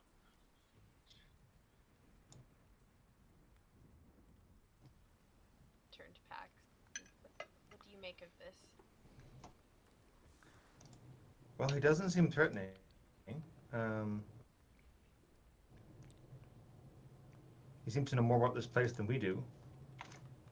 I see no reason not to follow him, especially since it seems that our charges perhaps are in some kind of rest. How, can you tell us more about this danger, Dragon? I am Pax, by the way. I don't think I've said my name yet. no, I just put it on there. Whoops. That's fine. Okay. Nameless stranger. Nameless stranger. Um, Second, let me get my health on my token. Yep, that's the right amount. Mm-hmm. I'm still a little fuzzy, but this town They're monsters of shadow, and it's not safe to be out here. Please come with me. I know of somewhere we'll be safe.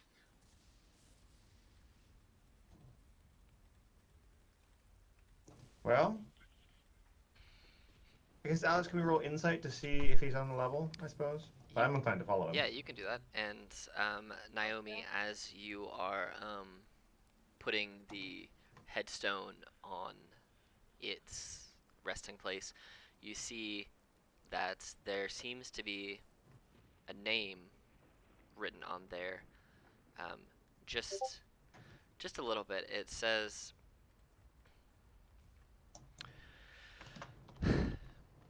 All you see is it says DRA, and then it's kind of like weathered in a way. And it says, a hero who sacrificed everything and saved much, but he came and went before anyone was able to thank him for his good deeds. But he does seem like he is on a level. Paxton and Dea. He seems like he's on a level. On the level. Okay.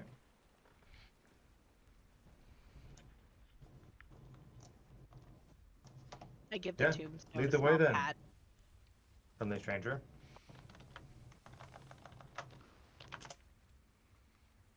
Alright. Simon makes a beeline for him and drops the gauntlet on the ground, wanting to play fetch. That's funny. I kind of break for a second to look down at the dog, and I look back up at everyone and say, please, we don't have much time. There's dangers about this town. We need to. I need to bring you to somewhere safe. Please. Unfortunately, there are no time for games. As you guys all approach your new person that you've met, you follow him, if you so choose, towards his town of safety. Um, and he actually leads you up here. And so as you follow him, you follow for what seems like a few hours. The sun is now starting to go down and is starting to get a little bit darker. The rain itself is starting to fade just a little bit. Um, so you guys eventually make it, and you see off in the distance some tents that seem to be set up, and you hear some hustling and bustling as you make your way here. You make your way to this small, Yeah. like, encampment where people have. It seems to be a small little village town, maybe, that is just tents on tents on tents. And you see there are people chasing and running each other around. You hear the sounds of livestock braying and mooing, and you hear some talking as the sun is starting to set even more now. You see the fire in the middle of this encampment blazing with what looks to be full-on tree trunks just across the middle as what seems to be the sole source of heat and light for this encampment during the dark hours, the dark and the cold hours. You are free to explore the camp as you wish. I will say, Dragon, you know the people of this encampment. You have been here many times. They know you. You know them.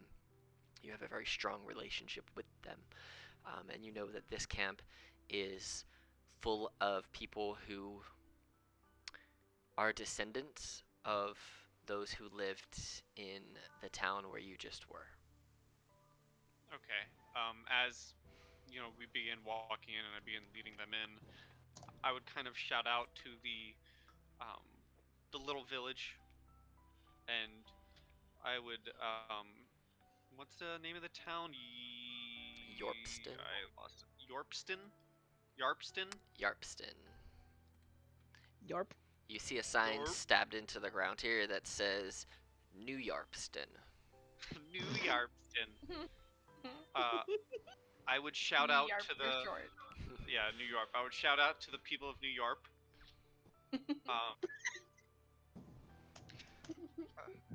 Greetings, everyone. I've brought some fresh faces from the old town. They do not fear. They seem to be of good nature. I'm sure they could use a nice rest after our travels. Treat them as you would treat your own, as I put my trust in them. And you see this this character up here. Whoop. Their name being Kathy. Yells down to you. Hey, is that you, Dragon?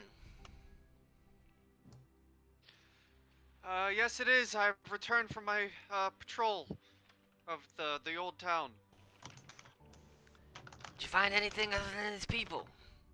Also, hi, nice to meet you. I'm Kathy. I run this place.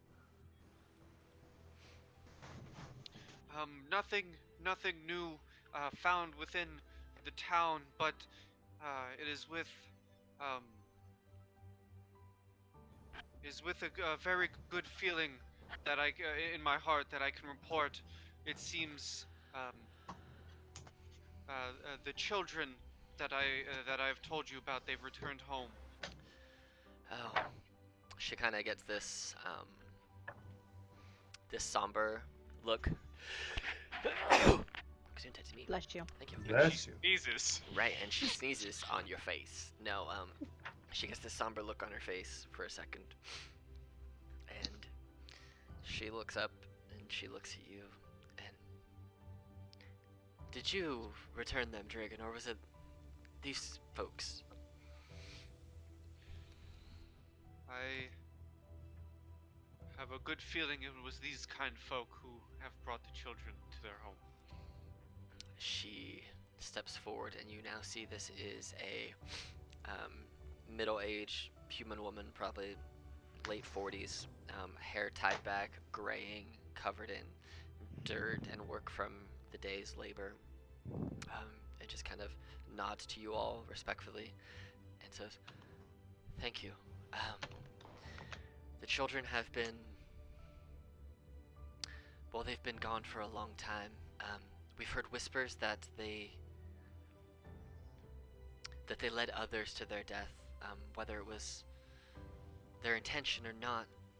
We chose to believe that their will was not their own, that they were being controlled and they were helping deliver souls of others to some greater evil. We left the town after the attack 30 years ago, and we've been living here outside of the perimeter since then. We didn't feel it right to move on until we felt safe that they had returned. We don't want to forget our lost children, or lost anyone really. So we thank you, and anything that you need that we can provide, we will be happy to oblige.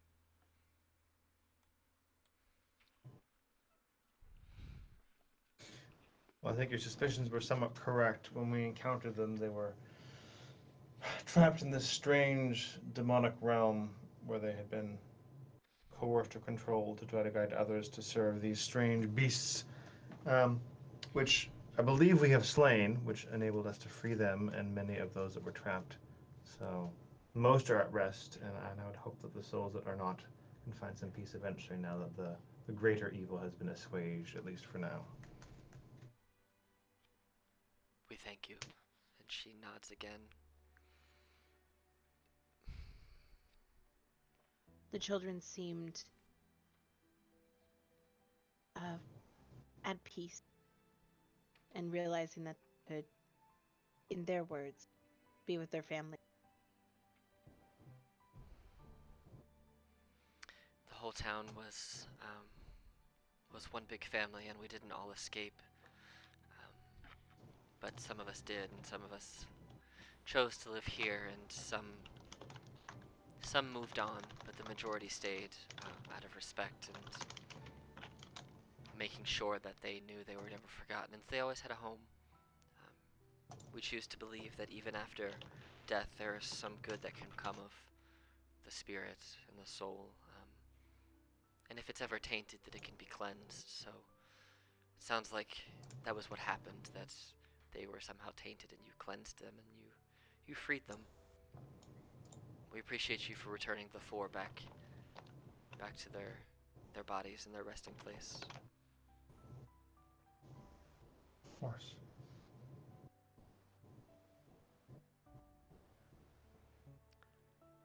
Well, it is. Naomi looks directly at Pax when he says, "Of course," and she raises an eyebrow. And she holds up 3 fingers. And then Oh, slowly lowers them. Naomi, you better tell that part of the story, since there were 4 travelers and 4 children, and now there are 3 of each, it seems.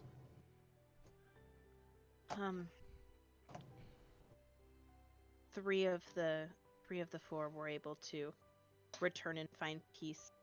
Fortunately, Jeremy? Oh. I feel like it was Jeremy. Is that right, DM? Yeah, yep, that's right. Unfortunately, young Jeremy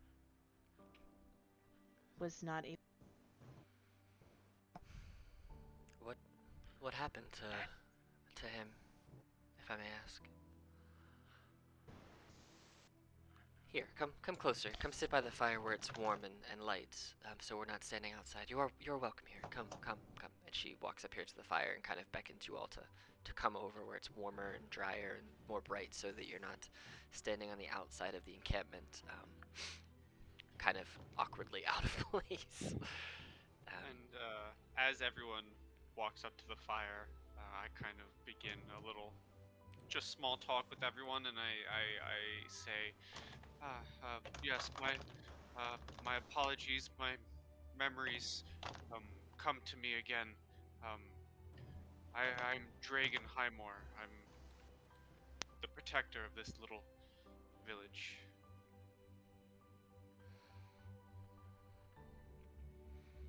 And Here, Shrek. and Kathy says, and we thank you for it, Draken. You've kept some of the monsters at bay, and we appreciate it. You've given us a sense of safety and security. But never mind. We can talk about that at a later time. Let's finish up getting to know our guests a little better and hearing what happened with young Jeremy before we all turn in for the evening. I'm inclined to agree. And she looks back at you, Niobe, and says, you were saying about young Jeremy?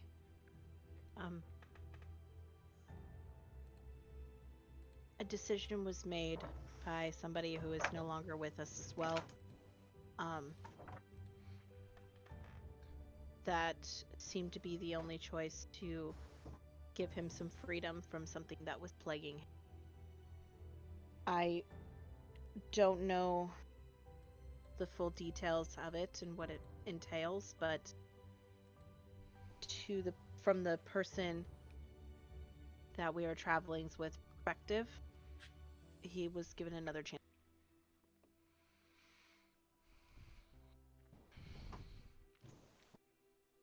She kind of nods and says, so even in death, the affliction maintained. And she becomes very withdrawn temporarily, and you can see that it's something that's has a lot of weight on her conscience or on her in some way, where you can physically see her shoulders slump a little bit, and she just looks a little tired. And then after a couple of seconds, she kind of shakes it off and rolls her shoulders back a little bit and says, well, if you wish to eat, we have plenty of food that we can share, and we can find beds for you to rest your heads. No problems, and, well, anything that we can provide for you, we will do it. Can I insight check her? Thank you. Yeah. 17. Was that her son? It was not her son. It did not seem like that. The slump did not seem like that of a parent. Relative? Yes. Parent? No. I will gently pat her small hand with my giant gauntlet. Just to not really say. Would I Small know pat. the relation? Yes. It is his grandmother. Well, Okay. because he would have passed 30. Yeah, so she's well, she can't be his grandma. She's like 45. So she's his like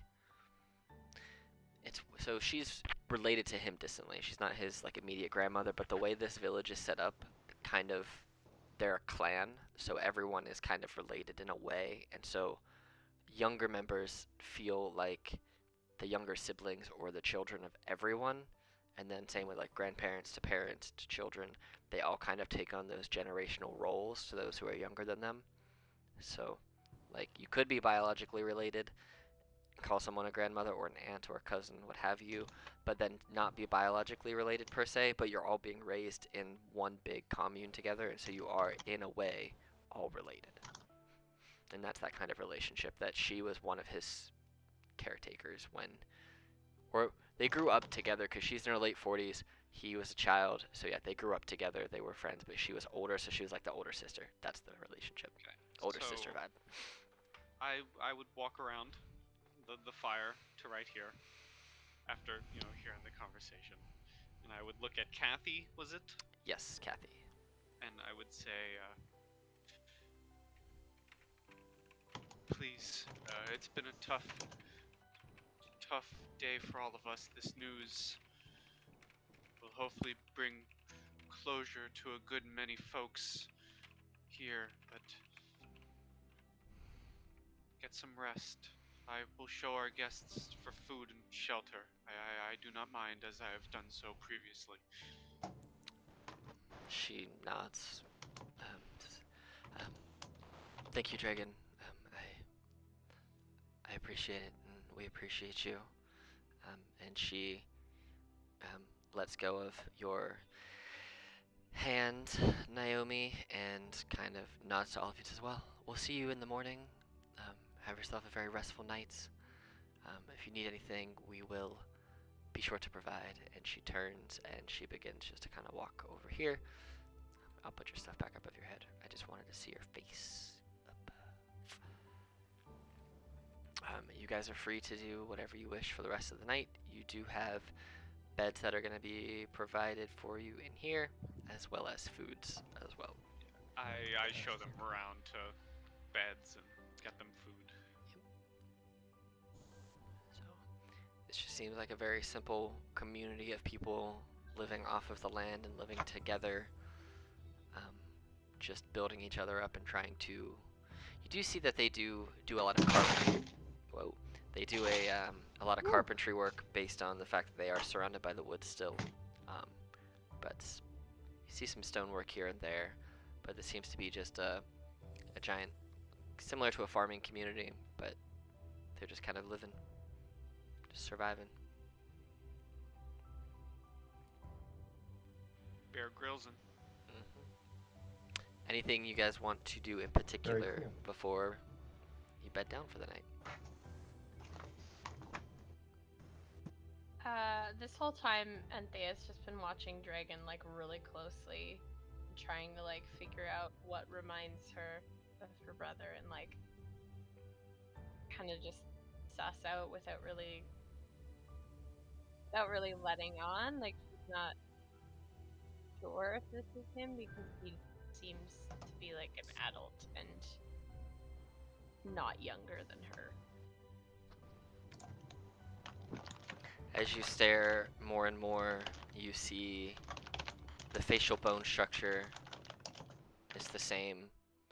The hair coloration similar, but a little older looking, a little more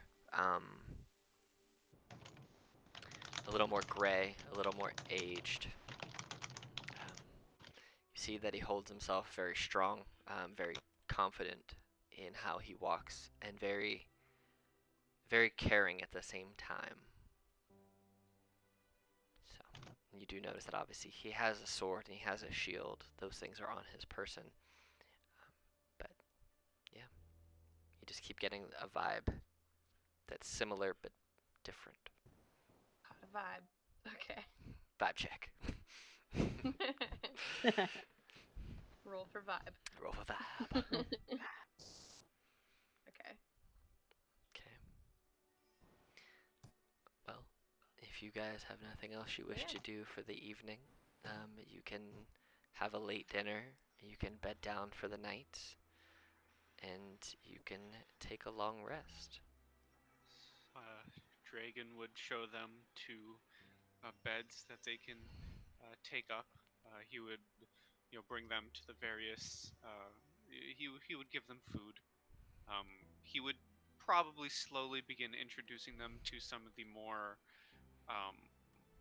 what's the word, higher folk of the little village.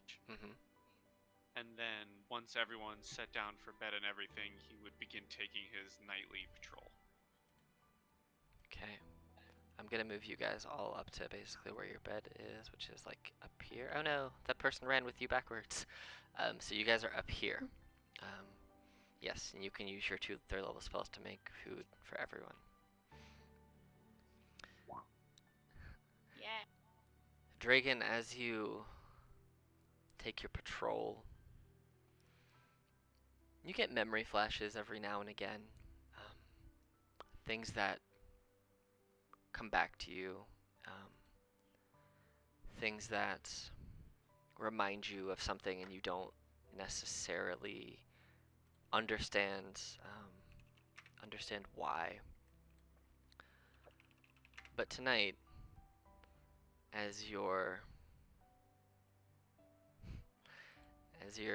going through your normal routine of protecting the village, this town, you get this wave of emotion. This is more of a visceral memory than it is of a memory based in one of imagery.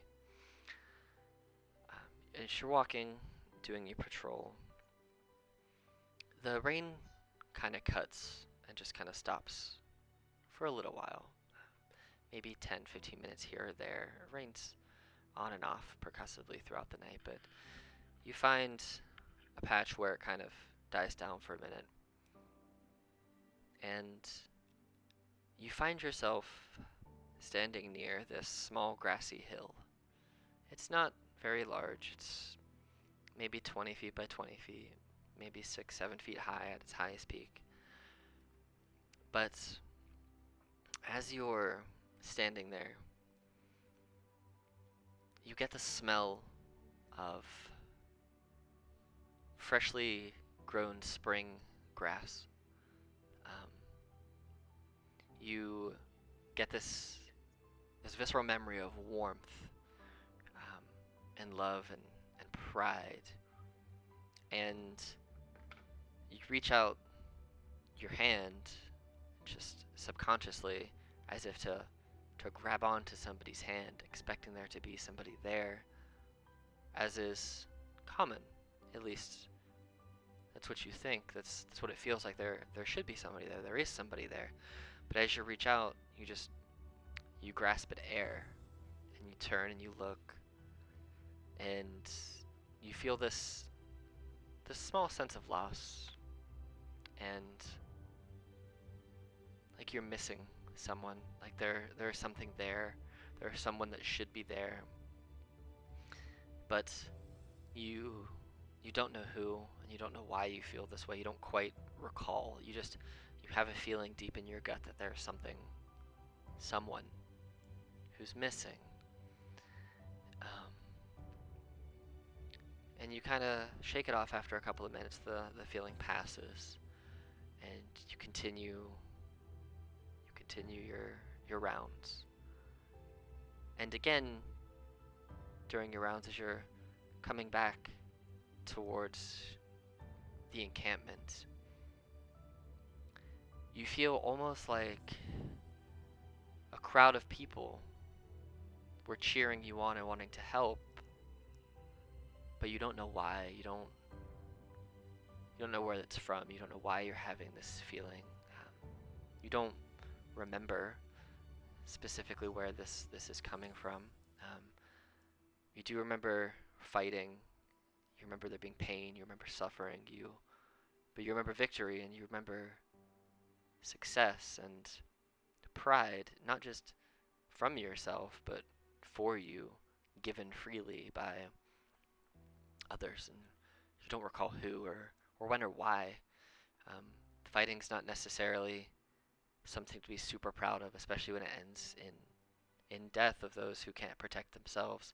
But then you get this feeling of protecting, and like you had specific people that you were protecting. You don't know who. You don't know why.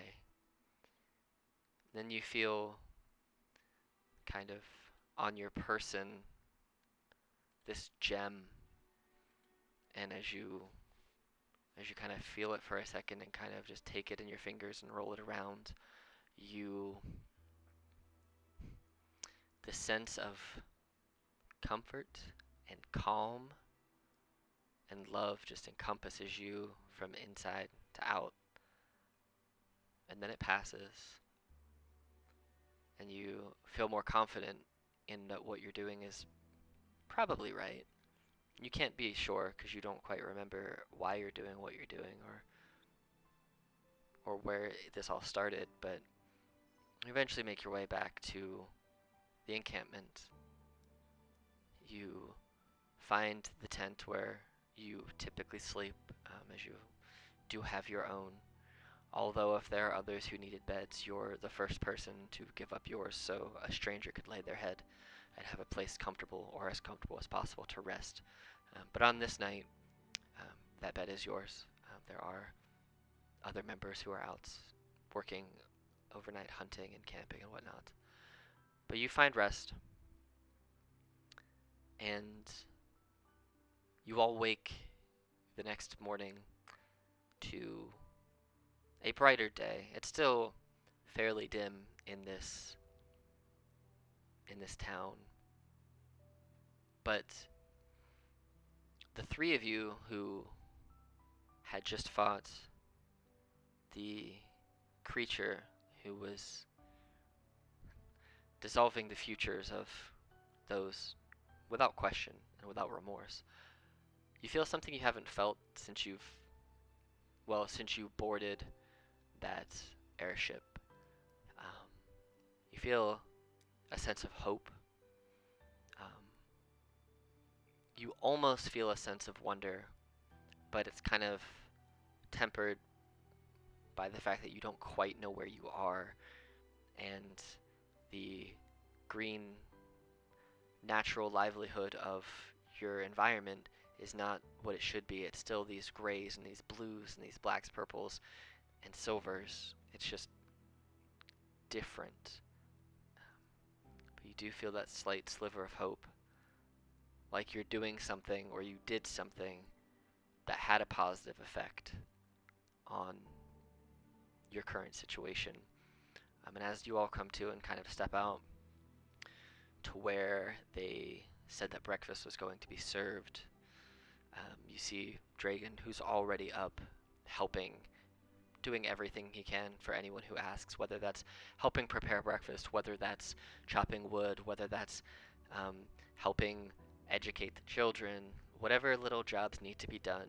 You see Dragon is helping each and every single person. And there seems to be something, the relationship that he has with the town, he seems to garner a lot of respect.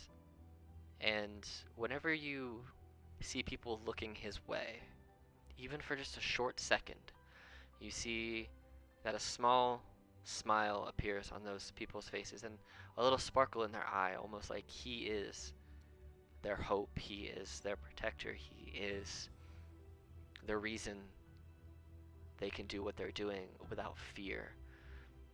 But you see that something about him is naturally calm.